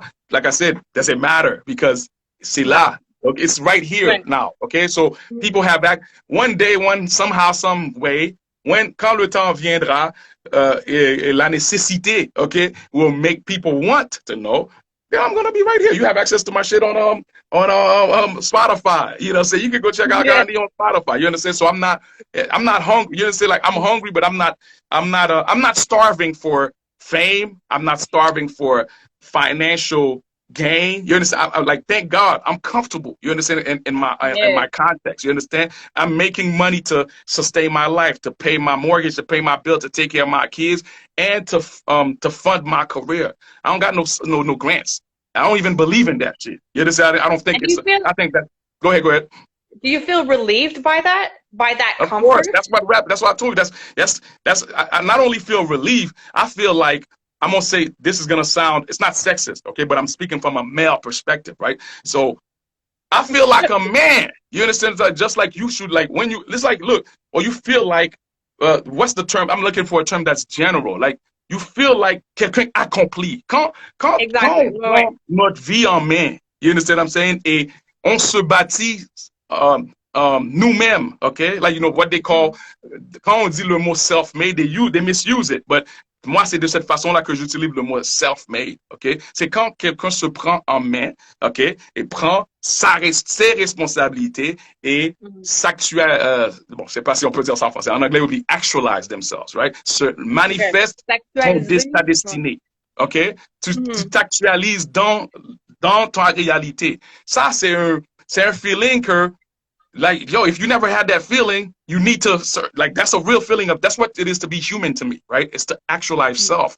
Donc, moi, je me suis pris en main et j'ai décidé, certes, OK, au début, OK, je suis allé, je voulais aussi faire partie de, si on peut dire, de ce système de merde, mais I'm glad que j'étais pas accepté. Parce que si on m'aurait laissé entrer dans ce système-là, je serais pas la personne que je suis aujourd'hui. See, this conversation, we wouldn't be having it. You understand? And I couldn't tell you, looking at you, even though we're not face to face, but you know what? I'm looking at you in your face, and I'm telling you, look, I feel like a man.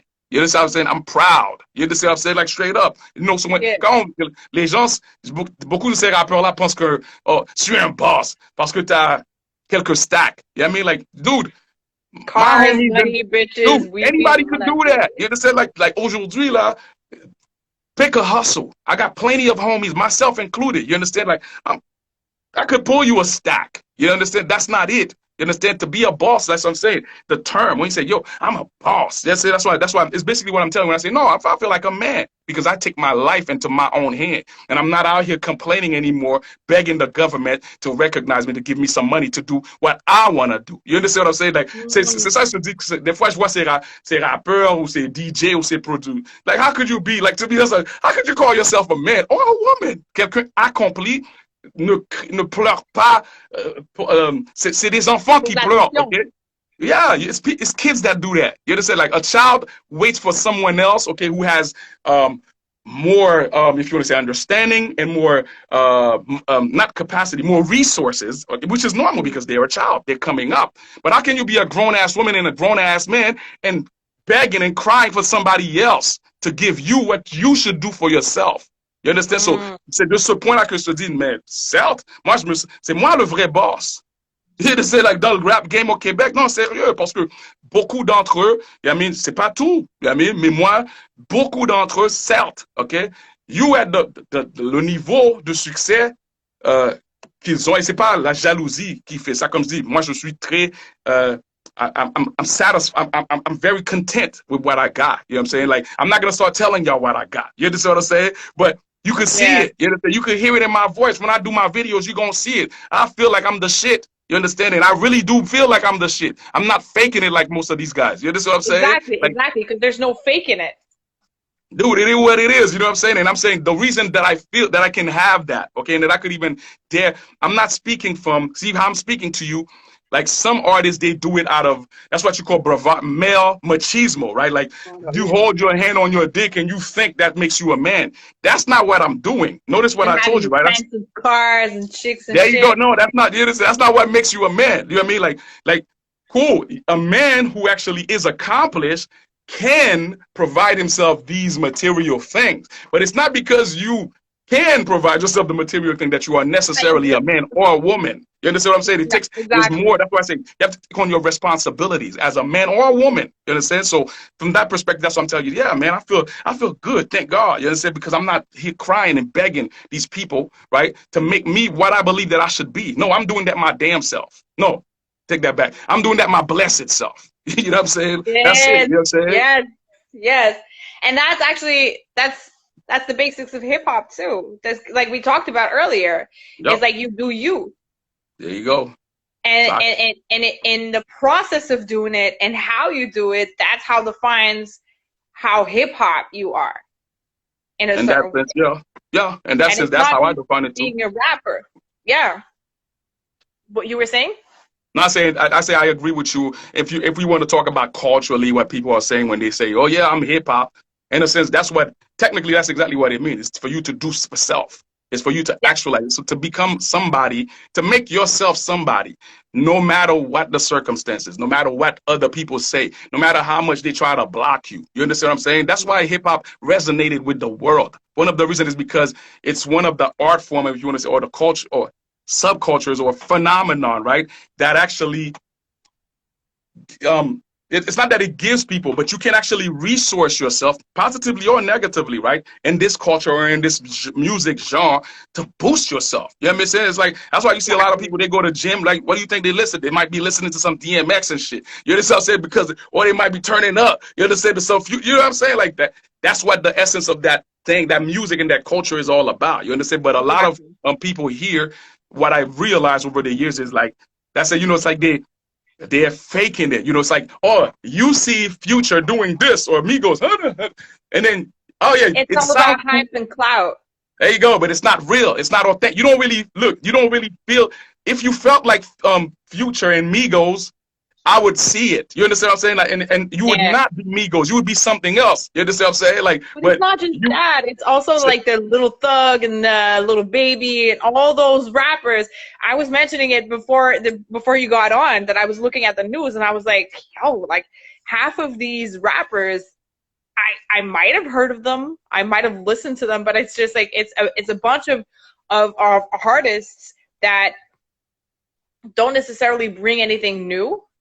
Or that only go on the hype and the clout that's going on right now, you know. So like, but you're not talking about Lil Baby though.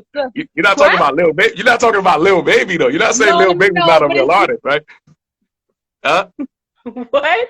You're not saying Lil Baby's not a real artist, are you? No, I'm not saying that they're not real artists. I'm just saying that it's all about the hype and the clout right now with a bunch of these artists and a bunch of the news that we hear.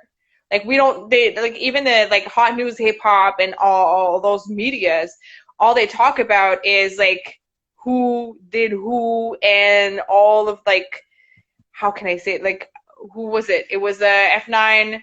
He shaved his girlfriend's coochie. Just for fun. You know, and it's just like, Go ahead.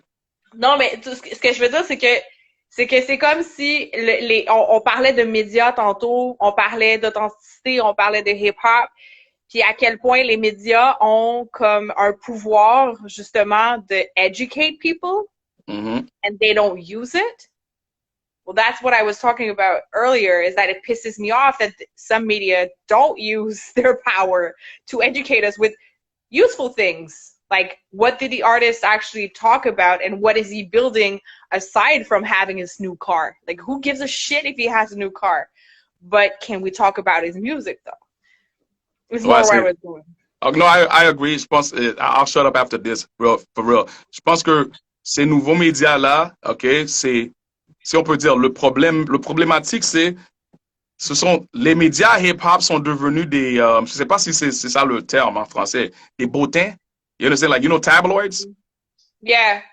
Okay, les gens qui savent, qui parlent anglais ou qui comprennent ou qui fréquentent la culture anglophone, il y a ce qu'on appelle le National Enquirer. Okay, si tu t'en vas dans des boutiques, dans des dépanneurs qui vendent des produits médias anglais, look for National Enquirer. Le National Enquirer, c'est un média de tabloid, okay, qui est là depuis des décennies. Donc, eux autres, ce qu'ils font, c'est exactement ça. Ils vendent I don't know if I'm going to be able to pronounce this properly in French. La sensationnalité. Okay? Donc, c'est ça. C'est les médias hip-hop aujourd'hui. Ce qu'ils font, c'est pour ça que je dis, c'est pas vraiment des médias au terme pur, OK? Donc, du métier. eux autres, leur initiative ou leur incentive, c'est de faire de l'argent. Comment qu'ils font de l'argent? C'est à travers la publicité. Et ce qui drive la publicité, c'est the sensationalism, right? Le fait que, oh, Kanye's gonna divorce Kim Kardashian because of ta ta ta ta ta. You understand? Like, so people become like, malheureusement, c'est comme ça, c'est la mentalité, si on peut dire, ou la personnalité humaine, ok, fait que dans un sens, on est comme ça. Like, we like gossip, right? So if you really look at most of the media of the the end of the 20th and the 21st century, ce sont des bottins de gossip, ok? Leur but, le produit qu'ils vous vendent à vous, ok, le public, ok, hip-hop, c'est pas le hip-hop. What they're selling you is gossip. You understand what I'm saying? Exactly. Just like, you understand what I'm saying? So, that's what I'm saying is like, that's what pisses me off is that like, of course, like people are going to want to watch it if you feed it to them. But if you feed them knowledge, if you feed them good stuff, they're going to eventually want good stuff instead of then gossip. you do it. And my man used to tell me that. No, that's what I'm saying. But no, so there you go. So we can't, like, I had to accept that. No, straight up, I salute it. I'm just saying, the reason I'm saying that is to speak to the public also, whoever's going to listen and who's listening now. So we can't complain. Like, we see that's the problem. That's a problem. So now what's the solution, right? So to me, the solution is to, okay, you know what? Let these people do what they do, like be hip hop. So if, for example, you or anybody that's going to listen or that's listening to this interview, si vous trouvez qu'il y a ce manquement, right?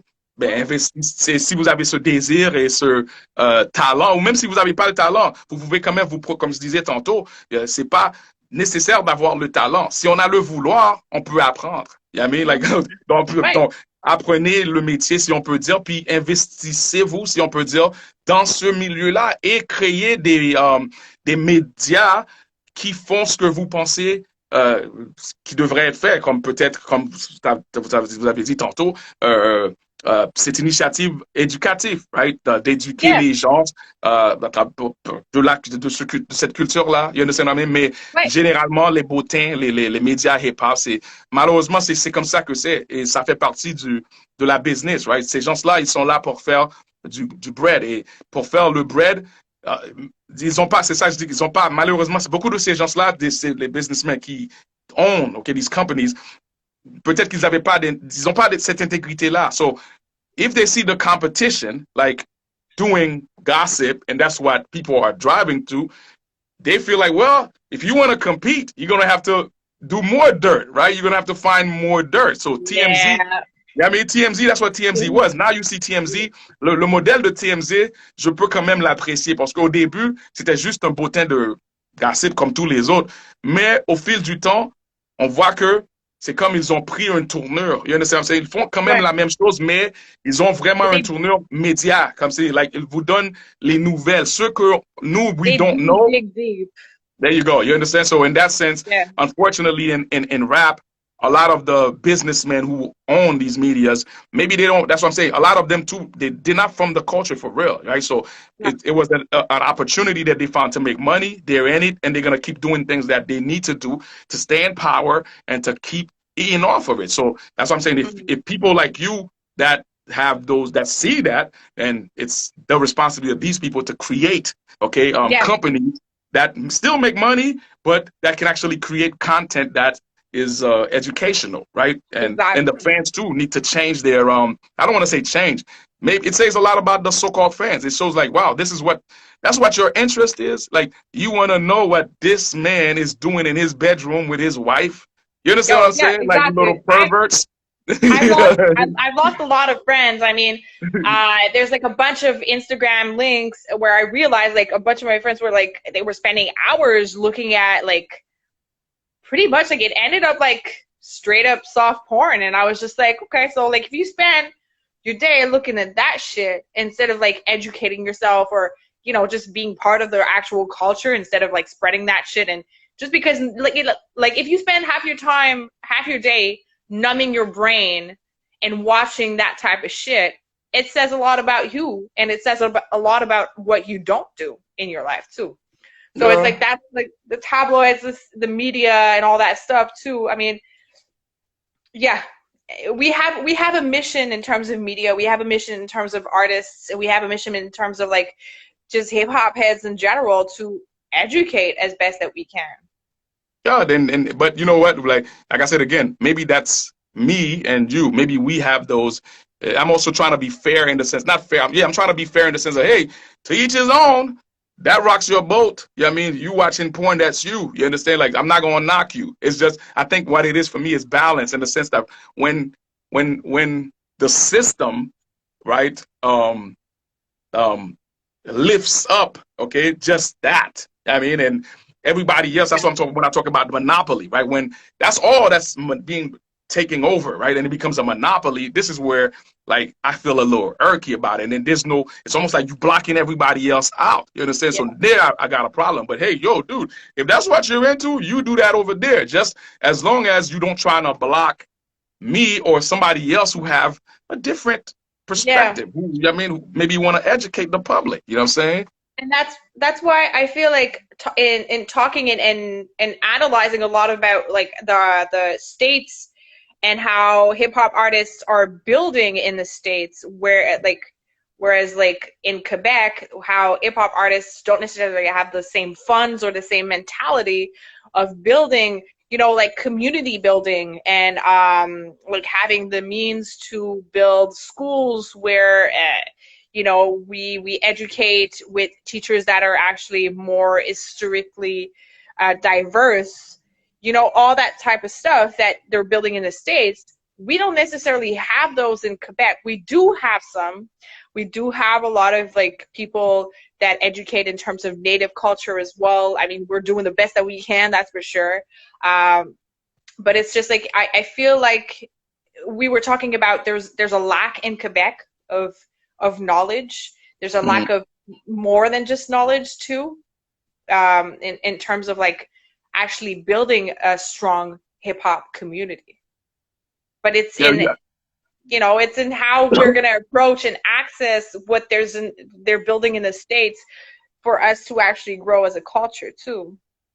Yeah, I don't think you're gonna get that. Like my man like to say again, like shout out to Miz, man. I don't know if he tuned in Misery, right? So he like to say, you know what, that like this is a noble idea that you have, and it's a noble and intent, if you want to say, but like idealistic. Yeah, well, then idealism is not necessarily a problem. Like, you know, it's not. I don't think the greater issue is the fact that look, it's business, right? So, and Quebec, you can't like not when I say you, I'm not saying you, I'm generalizing when I say that. Like, so we like all this idea about building this so-called community, like that's passe. One, two. Even if it was possible, right? I said this at one point to, I ain't gonna say this dude name. They were trying to start, listen to this, right? So they're like real quick. So, we're gonna start this movement. And I was telling one of the dudes that was telling me about, they want to start this movement. I'm telling them, look, technically movements, okay, you don't start movements. That's why au début, quand je parlais de soi-disant origine du hip-hop, et quand je disais, tant que phénomène, personne n'a commencé ça. Ça fait partie de la vie. Donc, les soi-disant mouvements, beaucoup de mouvements. Les mouvements politiques, oui. Les mouvements révolutionnaires, oui. Il y a souvent des gens en arrière qui manipulent les shit so that they can happen. Mais le genre de mouvement que cette personne-là parlait, and what I think you're referring to when you say like a hip-hop community, c'est techniquement, ça c'est quelque chose qui se fait tout seul. Okay, c'est des choses qui se fait organiquement, si on peut dire, right? Organically, it happens, and as the phenomenon start developing, then people start coming up, right? You see, like, oh, this one has this skill, that one has this skill, and then they're adding on to form what's going to become this so-called community. Yeah. But if you're going to, when I say that you again, it's not you. I'm saying generally. I think at the stage of history that we're in, I don't think that's unless you become a scheme, like, you know, like a master manipulator, like somebody who's like basically like no, seriously, that's like in politics, right? So you have like dictators, right? People who become dictators, that's really, or des autocrates, right? If you have like this idea, I'm going to rule the world, and then you're gonna implement a plan and a strategy to make people do what you want them to do, then yeah, you could start a movement in this way. But if you're talking about a true well, true. If you're talking about the movement in the sense that I think you're talking about, or community, ça c'est quelque chose qui se fait organiquement.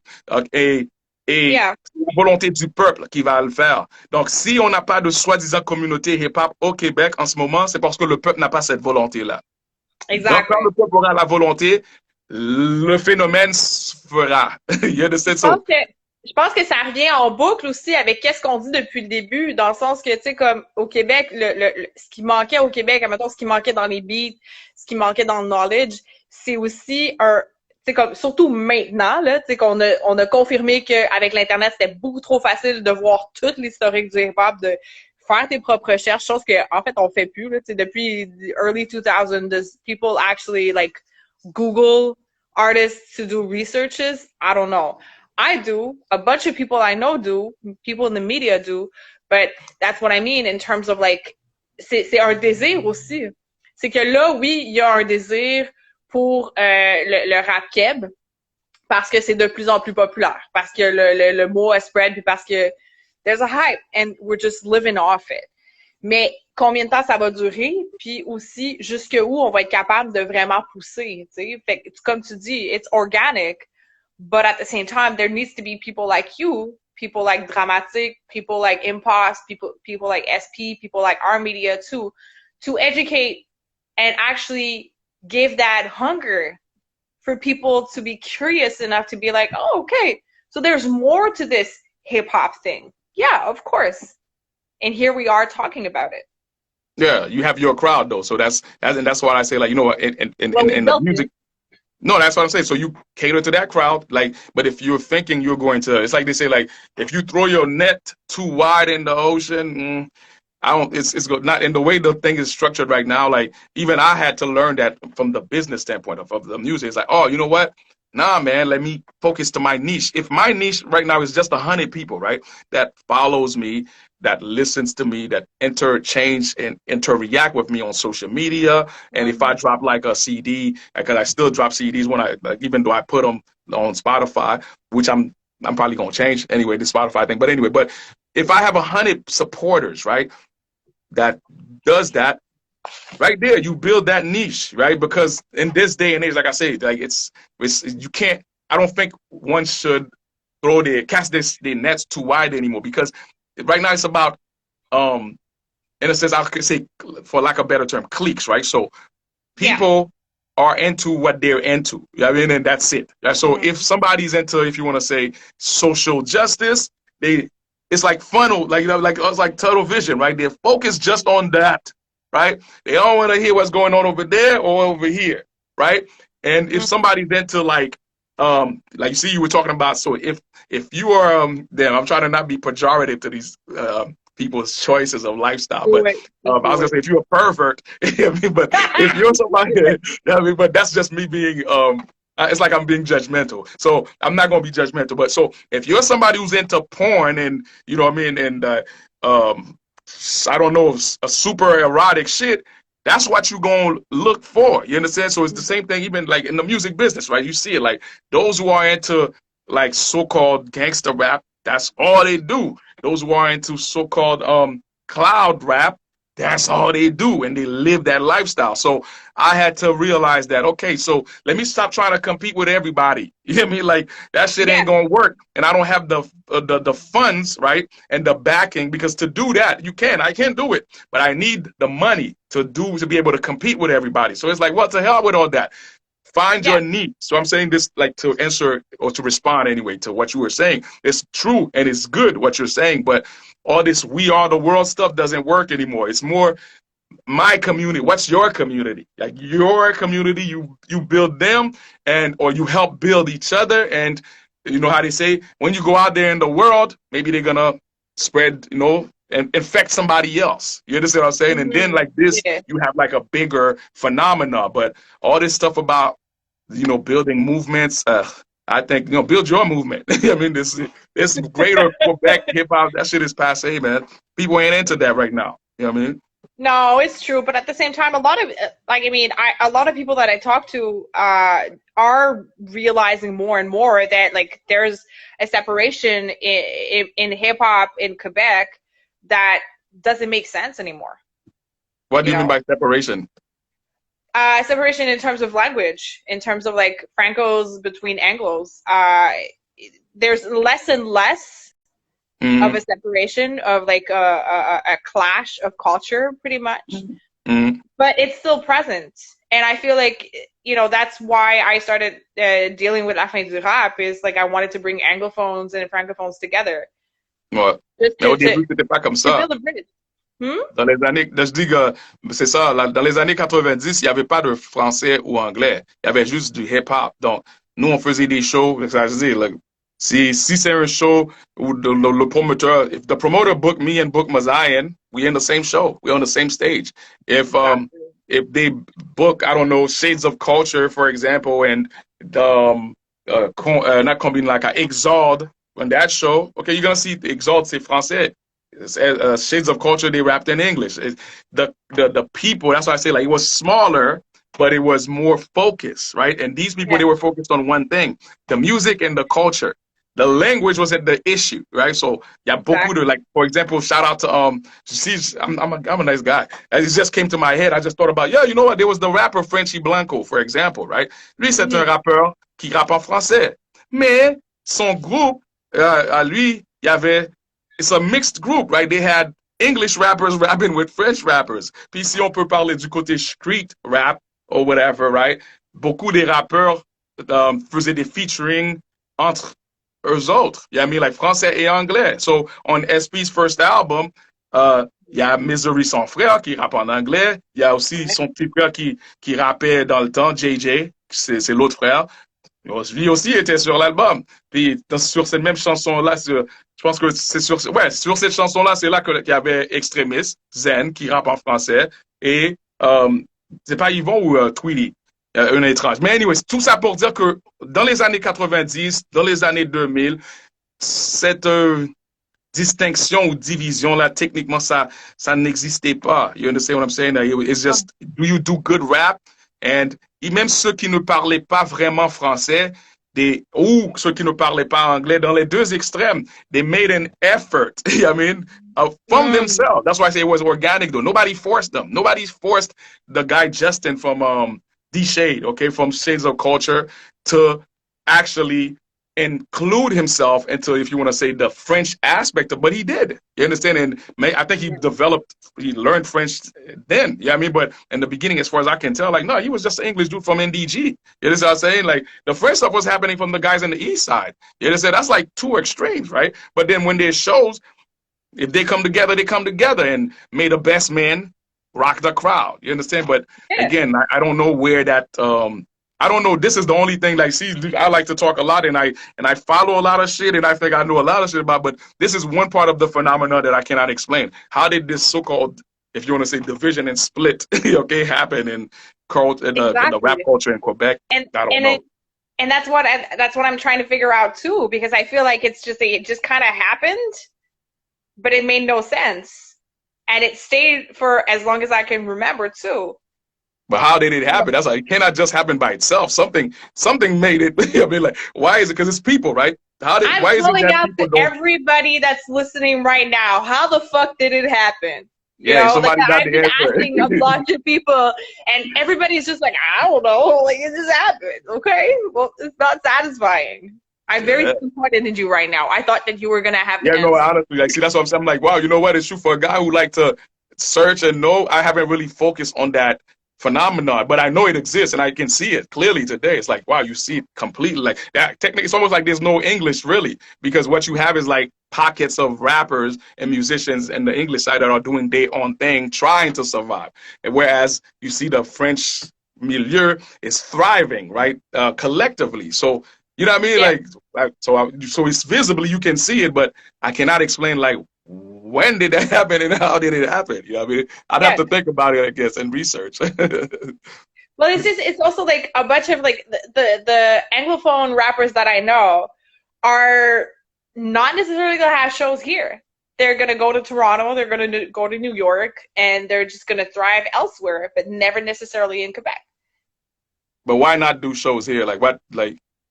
It's because there's not a lot of events. There's not a lot of platforms either. I keep asking the question. I keep trying to figure out why. So it's just, yeah, there's no specific answer. There's no specific situation. There's no, like, nothing specific necessarily happened. I just feel like it kind of just, yeah. I don't know. I know I've spoken in the past. The phenomenon you talking about, I ain't gonna say their name, but it's one of the dudes right now that's popping on the production side, and he's in Quebec, but he's making noise in the music industry worldwide, right? But he's from here, and I remember at one point he was working with a few artists on the English side. I ain't gonna say their name, but his thing was, well, you know, we how he told me, I seen him downtown and we was having a discussion. He's like, well, you know, the artists I'm working with, they're all English speaking artists, right? It's around the time when they had this so-called, again, you know, it's like there's always these pockets of movements in the city. So there was a movement of English rappers from the new generation that everybody, for some reason, felt was going to pop. And that dude was part of that movement. He was one of the producers. And I met him, and we was having a conversation. You know, sometimes I like to pick these dudes' brains. And I know, you know what, at this stage of our lives, we feel like we've done everything we could do in this city. So we're looking towards Toronto right now. So I remember telling him this. What I was like, well, why would you go to Toronto? I mean, I get it, like, because I did that too in the past when I was doing, well, when I was in the earliest stage of my career. Like, I got the proofs are here. I mean, the Cardinals and all of them when it was daytime popping, we been did that, right? So, but our plan, our initiative, c'était pas de déménager à Toronto, parce que it doesn't make sense. C'est comme dans le street, right? The street, right? Dans that business, the street, and actually in general, you don't just decide that you're gonna leave your block to go stay or invade somebody else's block. You understand? Like, to me, it doesn't make sense. Do you have the manpower? Like, what's your plan? You understand? What's your incentive? You understand? So I was talking to him from that perspective. He saw it like it was around the time when Toronto, the Drake phenomenon was becoming big. So that those dudes thought that, oh yeah, they're gonna go over there and try to soak that dude's glow. But me, as an elder, and when I say elder, it's not even an age thing. It's just the experience tells me no. Like I said, even from the street perspective, you're not gonna go sell on somebody's block.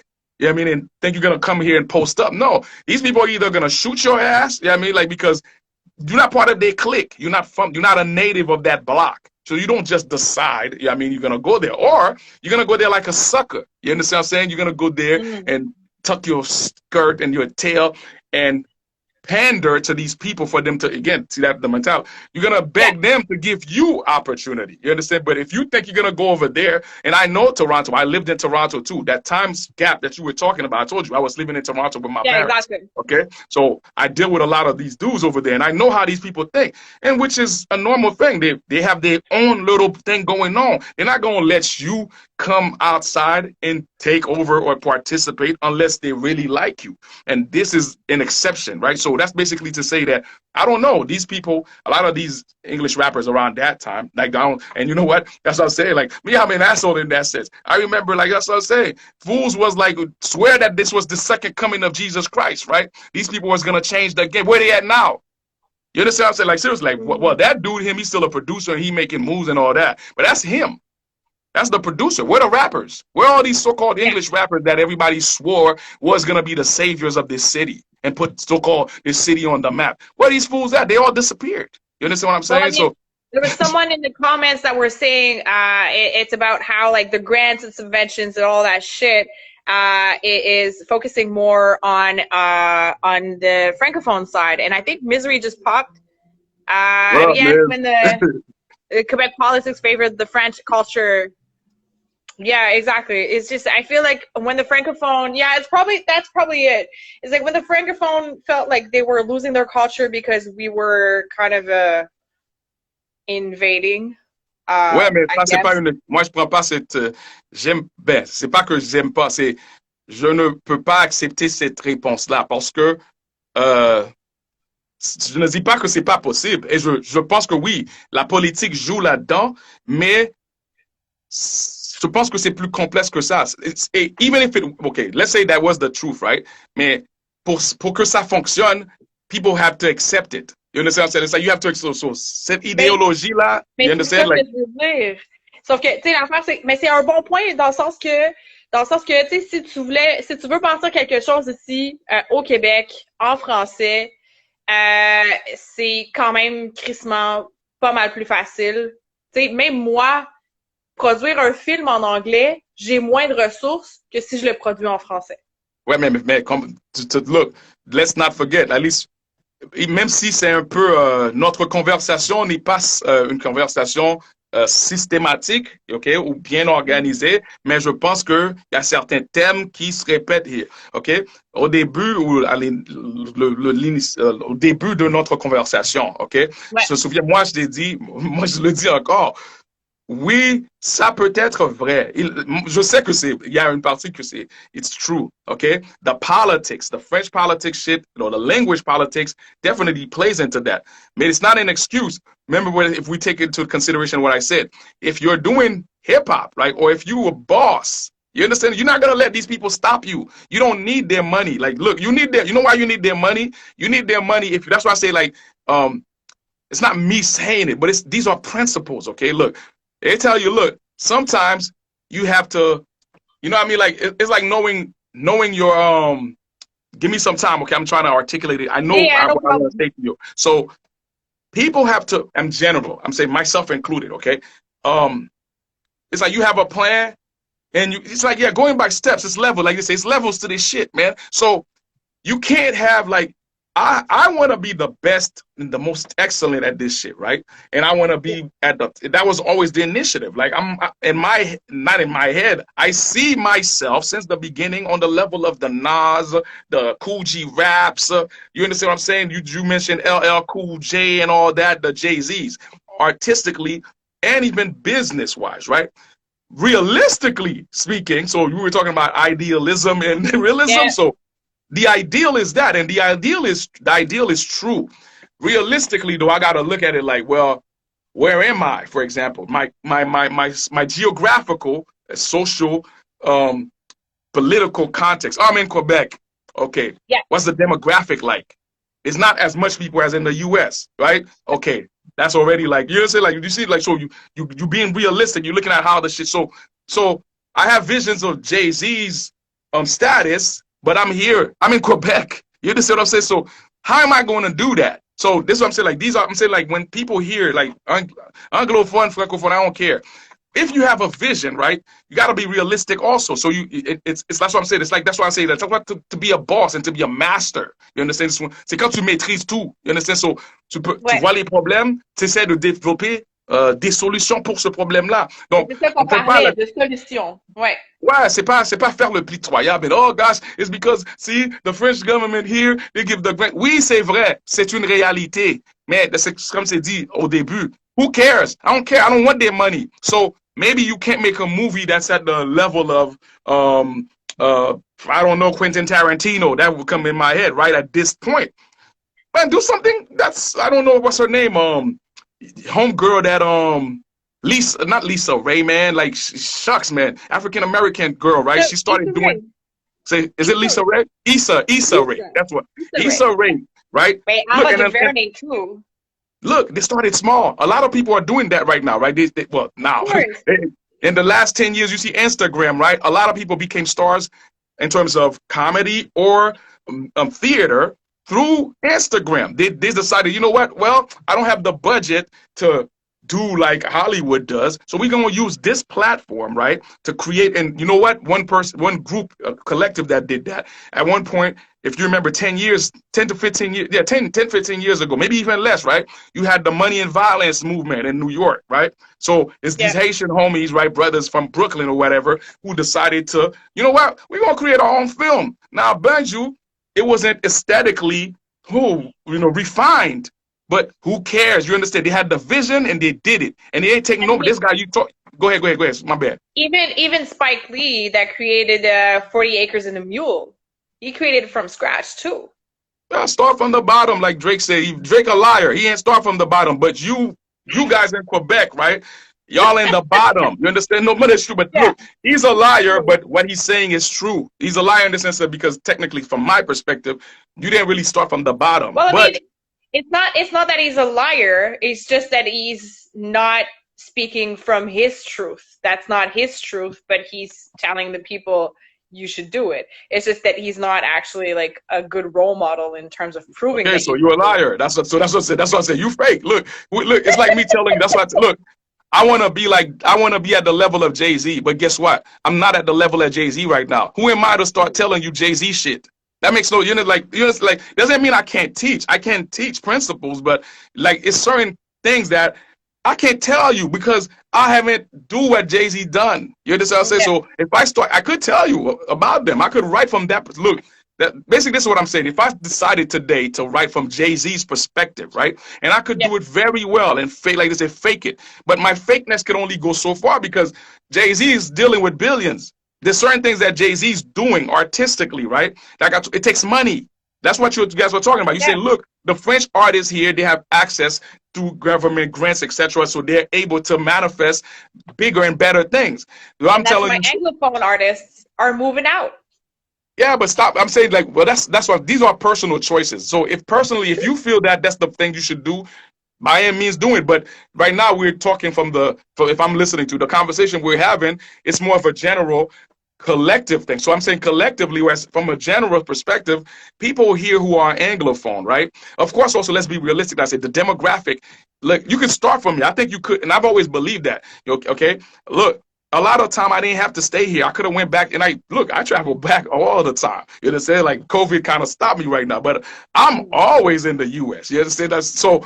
Because for me, but I could have decided a long time ago. Well, to hell with here. I'm an English speaking person. That was actually going to be one of my questions. Like, why the fuck did you stay in Montreal?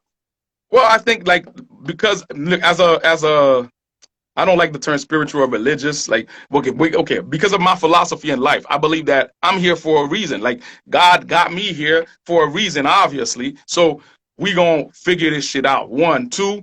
I got a family that I started here, right? 3. There you go. Well, that's good enough.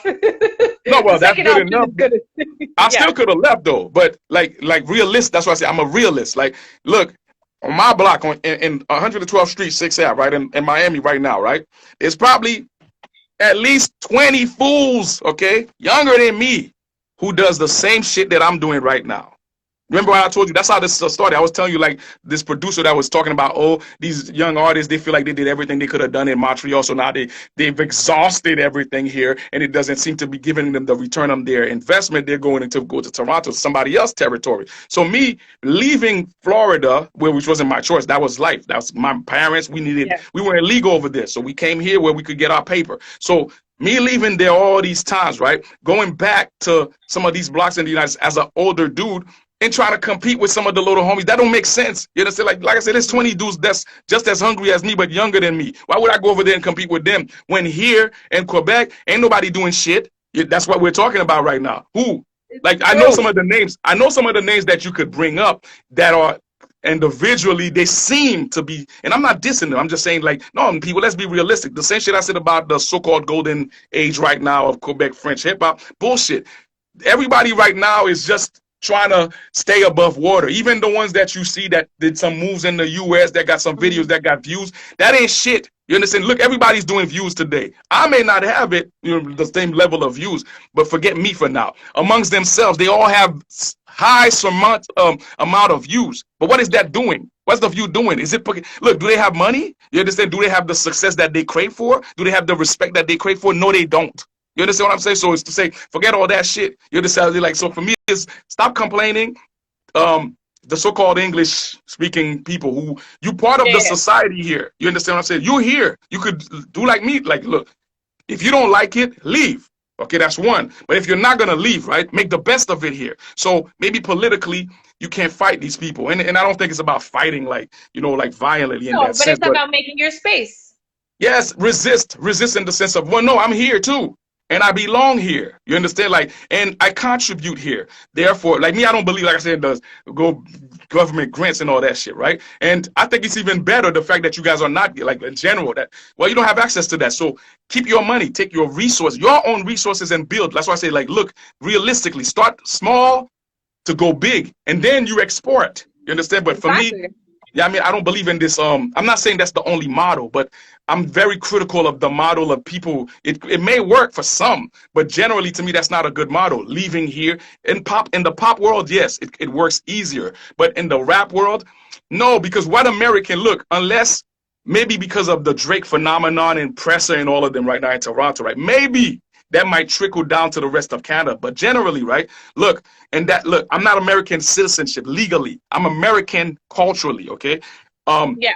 I'll tell you this, and you guys know this. Americans are very cocky, okay? They don't like, it's not that they don't like Canadians, but you a Canadian. That's why Drake is a phenomenon. It's like, wow, he actually, what? They accepted this fool? You understand? Like, Americans are not going to just let you come there and spread your wing like that. You understand what I'm saying? You gotta have something to bring to the table. So if you think you're gonna come from little old Montreal and go over there, I'm not saying this to discourage people. I'm just saying realistically, if you want to do that, then you better have like some big ass guns. You understand?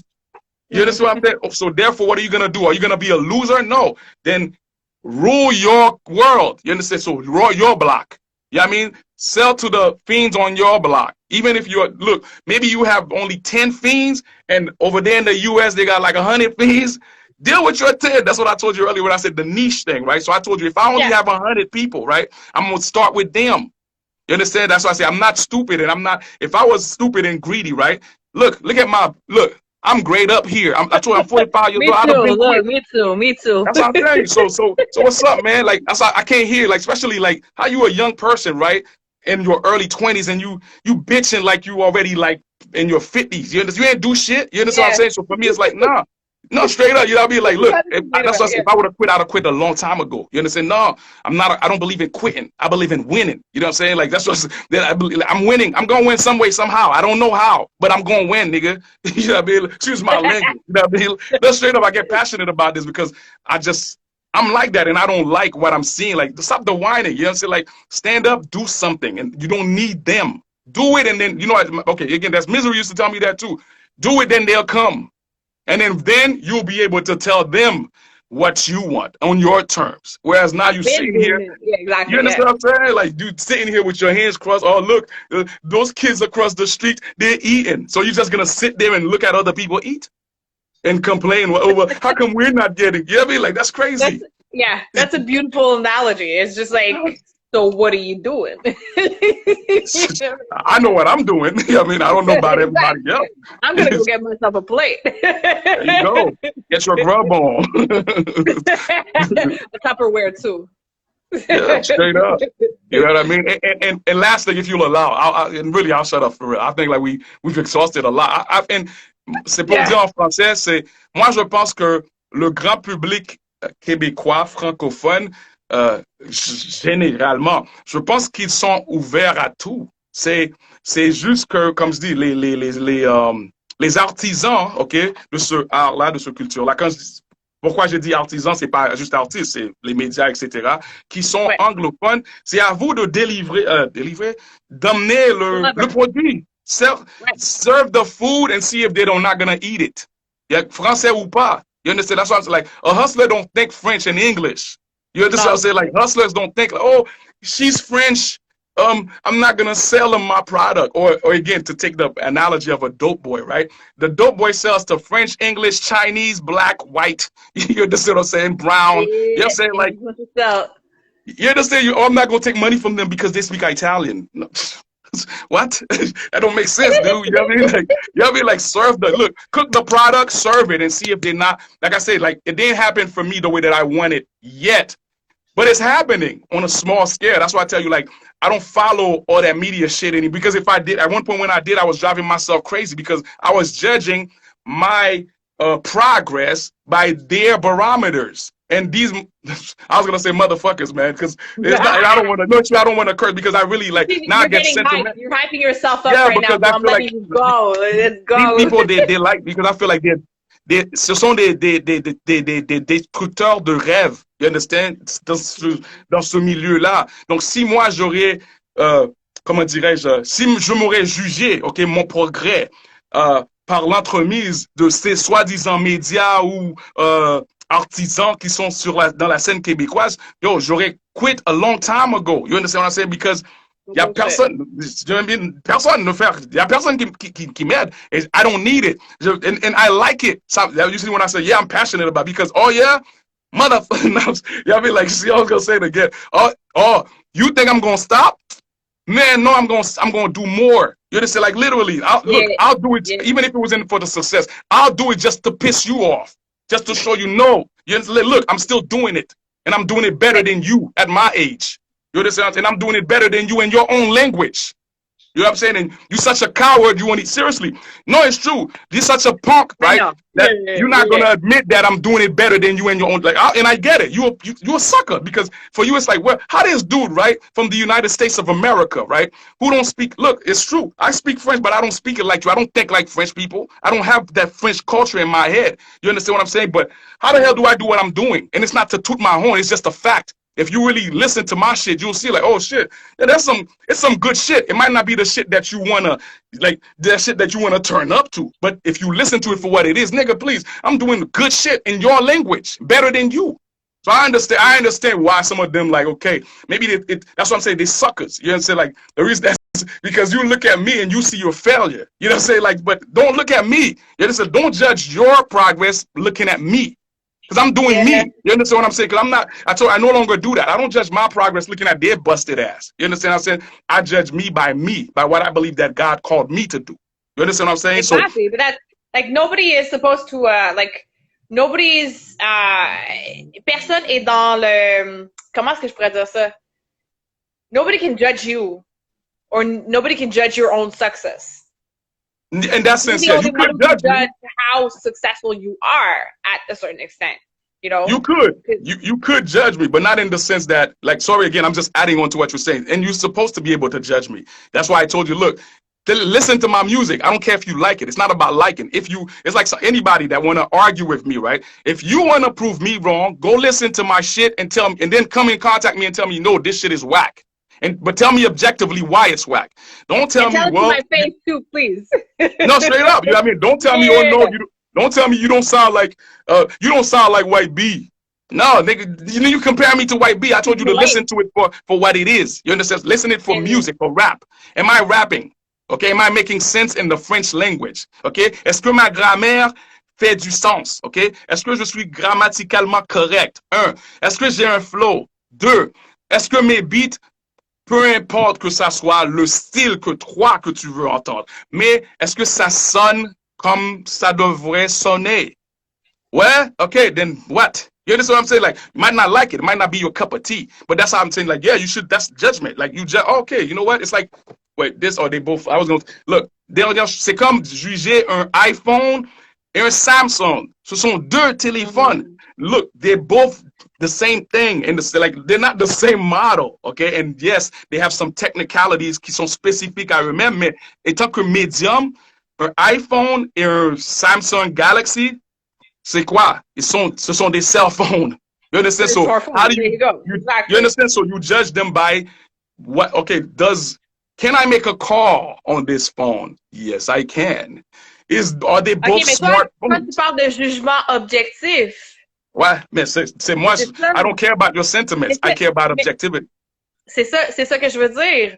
But my point is like being subjectively judging your success is where like it has nothing to do with you and like it shouldn't fucking bother anybody.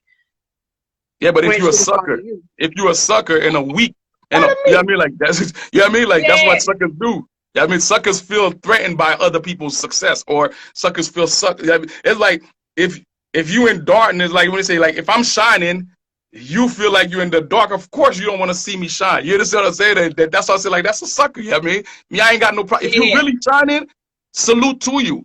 The reason I don't credit a lot of people is because I feel like it's like when I talked about Drake. I think Drake is a how do I say it?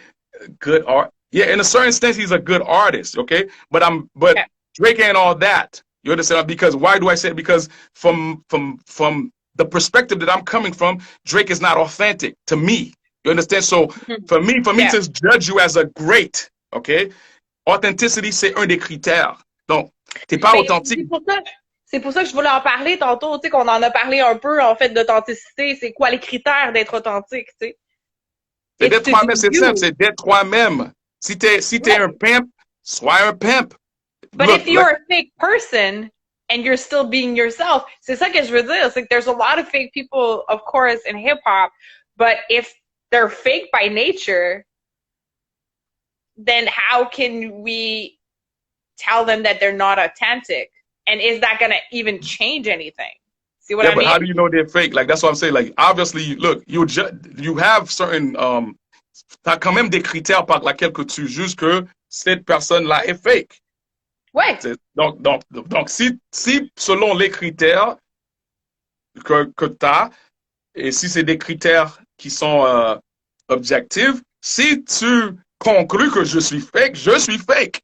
That's it. You can't be fake and unfake at the same time. It's illogical. You know what I mean? Like, it's irrational. Yeah. You're like, huh? Like, no, you can't be both. You're either one or the other, right? So, si t'es autant, like, j'essaie de voir ce que tu veux dire philosophiquement. Like, when you say, like, well, quelqu'un peut être authentiquement fake. Technically, linguistically, you can't say that. That's not necessarily what I said. Okay. It's more like if you're a fake person, you're authentic to yourself, not necessarily to the culture and to what you're doing, and not necessarily authentic enough to be part of the culture as an authentic, like, piece of chess. But how? How are you authentic if you're fake? Like, unless you tell me the person. In terms of, like, there's people that are just fake by nature. Like, they don't realize that they're fake. They don't necessarily know that they're fake, but they just are. Okay, but that end up to the way actually, yeah. But obviously, me and Ms. We was having some kind of conversation. I like to say that, like, that's not who we talking about. Like, to me, that's, like, the kind of person you just described. Somebody that's something, or someone who doesn't know who they really are. That's a sick person to me. You're like, okay, your head ain't right. But they can still be successful, though. Yeah, but okay, but there you go. So what do you mean by successful? Like, for example, if I pick Drake, for example, right? Like, I'm not going to say that Drake is sick. I don't think Drake is sick. I think he's actually a genius. You know what I mean? I think it's just that, but he's not authentic, artistically. Okay, as a MC or a rapper, in my okay, I'll say opinion. In my view, I just don't like the term opinion because they make it sound like it's not. Doesn't have a lot of value anymore, right? So I'll say, in my point of view, Drake is a genius, but Drake is an inauthentic genius. Inauthentic dans le sens que il est génial, ok, parce que ce gars-là, je dis toujours ça quand j'ai des conversations avec certains gens sur ce. Drake est un acteur, ok? Ça, à la base, lui, il a étudié, je sais pas si c'est à l'école ou pas, but it doesn't matter. Il a l'expérience théâtral, c'est comme ça qu'on dit. He has theater background, right? Ouais, so, expérience théâtrale, ouais. OK, donc, c'est là son... even then, I'll say, maybe peut-être le mot génie, c'est trop pour lui, but for now, I'll say, yeah, mais c'est un génie. Wow, c'est un genius. I let you go. No, I'm just thinking, I'm like, but I'll give it to him still. I'll be like, you know what? Yeah, he a genius. So, as an actor, il sait, un acteur, en fait, tous les rappeurs sont des acteurs. Le problème, c'est ça, en fait, c'est que, ouais, c'est quand on parle même là, quand je parle d'authenticité, même là, ça devient complexe parce que on peut être un rappeur, en fait, des fois, je critique même ces rappeurs-là. C'est quelqu'un qui joue un rôle et puis qu'il ne joue pas bien. Donc, tu prétends être un gangster, mais tu joues même pas ce rôle-là de façon authentique. Je te crois pas. You understand what I'm saying? Like, I don't believe in you. Ouais, mais, tu sais, je veux dire, même si tu check Method Man puis Ice Cube, c'est des gars qui sont mariés depuis, Ice Cube, aujourd'hui, c'est 29 ans. Puis en théorie, les gars, ils ont pas de cheat ni rien, but they do still talk a lot about chicks and fucking. See what I mean? Yeah, but that, to me, depending on what perspective. If Method Man is still talking from the perspective of, when he wrote All I Need, if he's still rapping from that perspective today, and as a matter of fact, I'm not even gonna lie, the Method Man of today, like I'm saying, as far as MC, I don't listen to that Method Man. I don't relate to that guy anymore. That's why. So if I want to listen to Method, I'm gonna go back to Tikal. You understand what I'm saying? That, you understand? So that's a time zone. I'm stuck in that time zone when it comes to that image or that character, right? So if he's rapping from that perspective still, then yeah, he's inauthentic. Like, dude, what are you talking about? You can't, don't look, that's one thing. I'm not a great Jay-Z fan at the person, like Sean Carter, actually, because it's certain things I don't know about him. But in terms of, you got to give him credit too. Look, he always say that artistically, tell you, look, man, like Jay-Z evolves. Like Jay-Z starts from Marcy, the block, to the boardroom. So if he was rapping today like he was still on the block, can't listen to this fool. Like, don't make sense, dude. You're not on the block anymore. 50 Cent tell you the same thing. That's probably one of the reasons why 50 doesn't necessarily make an album. It's not because he can't. It's just, and he's a true artist, even though he doesn't. What is he gonna talk about anyway? He's gonna rap about business. What is he gonna rap about? He's gonna rap about business, you know? Yeah, but he knows that. He also knows that that doesn't sell. What what 50 want to talk about today, nobody want to buy that shit. 50 himself tells you that, okay? He doesn't say it that way, but if you listen to him talk, that's one of the reasons why he doesn't put out music, because the kind of music that he wants to do today, most people don't want to hear 50 Cent like that. You understand what I'm saying? So that's why I'm saying that's an authentic. He's one of my favorite artists because of that. Because, oh, you know what? To me, that's a man of principle. Whether you like him or not, I don't have to agree with all your stuff. I just want to know that you believe your shit. You understand what I'm saying? Meaning that, oh, you're consistent and you're coherent. This guy, look, he knows that so much. And, okay, so forget it. I'll do albums and music. He probably got like stacks of albums, okay, in his studio right now that he listens to by his damn self. You understand what I'm saying? But he don't need to give it to the public because it'll be a waste, because it won't do the same. And he told you, look, man, how do you the dude is diamond, like his first album, you understand, like for him to surpass that right now, it's not that it's impossible, but the public is not there right now, right? So back to the Drake thing quickly and closer for real. The reason I say for me, Drake is an authentic, but he's an inauthentic genius. I'm saying the character, like when he first started, he wasn't just like, he was actually ambiguous. And if you follow Drake from the beginning, right? Today you could say, oh yeah, that's why he's doing the album today that's going to be his definitive album. What's the title? Certified Lover Boy, right? And that's really his character. That's in the movie of rap, that's the role that that guy played. Good. In the beginning, he wasn't that. Okay. In the beginning, you can't tell what what are you? Like he was that, and then he was something else. And then, I feel like he was just surprised. He's like, oh shit, it's actually happening. Okay. Not Drake. Not Drake. Drake. So it's not to contradict you, by the way. It's just like I say, don't underestimate. That's why I'm saying no. Drake is not like somebody like me. Like at Drake's age. Drake is far more, Drake was actually, because he's older today. At the beginning stage of his rap career, he's far more learned and sophisticated than I ever was when I was his age. Because of that's why I told you, look, he has theater background, okay? This is a guy who's already had success in film, okay? And Toronto. Yeah, it wasn't his first success. I know what you, okay. You understand? Like this is show business. Like music, film is part of the show business world, right? Industry. Yeah. So he wasn't an artist. He wasn't a rapper, a popular rapper, but he was a popular actor, okay?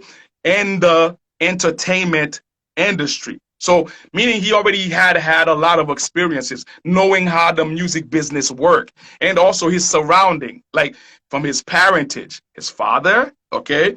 His mother's brothers and all of these guys, right? They're tied up, okay? And it's not no conspiracy shit. It's just, and it's not, oh, we hate on Drake. No, that's just fact. Like, that's just the way it is. Yeah, I mean, that's the reality, right? You get what I'm saying? We're not necessarily disrespecting him or his success, because he actually made it. You know, he's making reality, man. And he's also giving back to the community, which is like one of my criteria and that's cool with him. Yeah, I'm not even like, I'm not even concerned with all that. I'm just critiquing him as right now as we talking, like it's just to put it in. I like to put shit in perspective for whoever is listening. Maybe somebody didn't think about it like that. So let me give you an angle to look at this shit at. For you, you don't have to accept it, but try to see, does it make sense? And go look at some of the stuff that I say.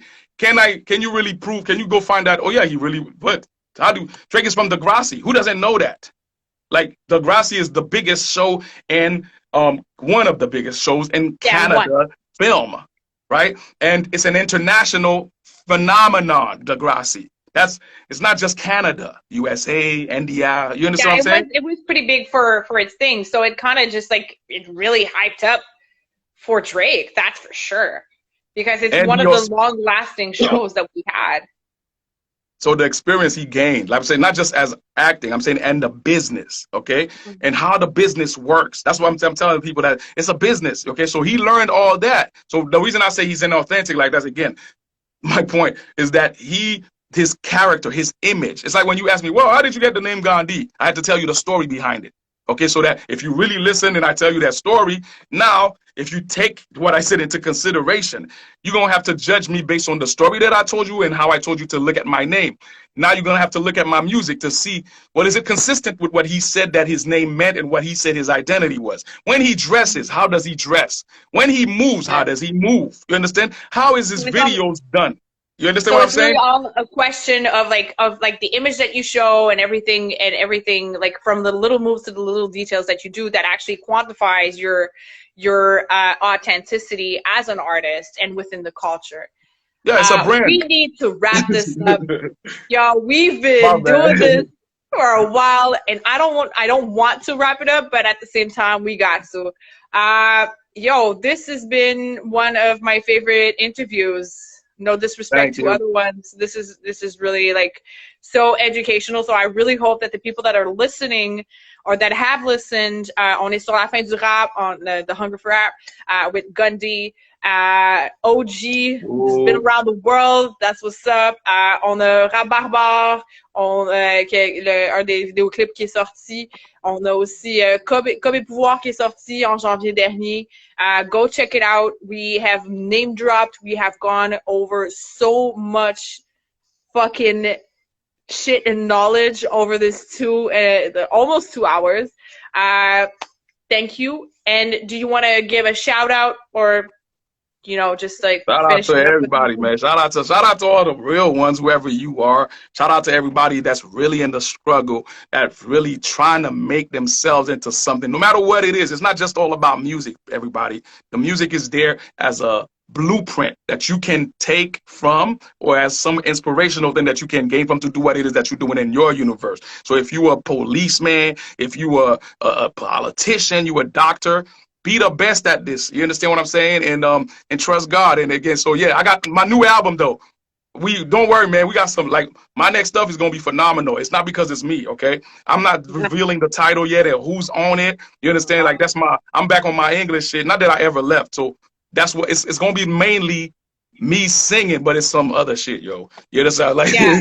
C'est quelque chose qu'on n'a pas parlé, c'est que t'as apporté le rap game avec with the singing all come together.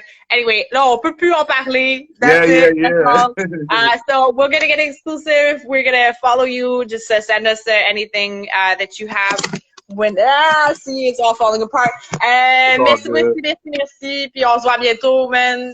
Merci. And shout out to Boy Ma Communication, man. Shout out La Fin du Rap. God bless y'all. North Side. All right, what? All right, peace, everybody. Peace. Donc, merci à tout le monde. Je sais, ça a duré super longtemps. Beaucoup d'informations. Donc, on avait GunDei avec nous comme artiste. Et là, ben, c'est sûr que la programmation, ça va être un recall, un rappel. Donc, c'est de 7 à 9, CIBL 101.5 avec La Fin du Rap.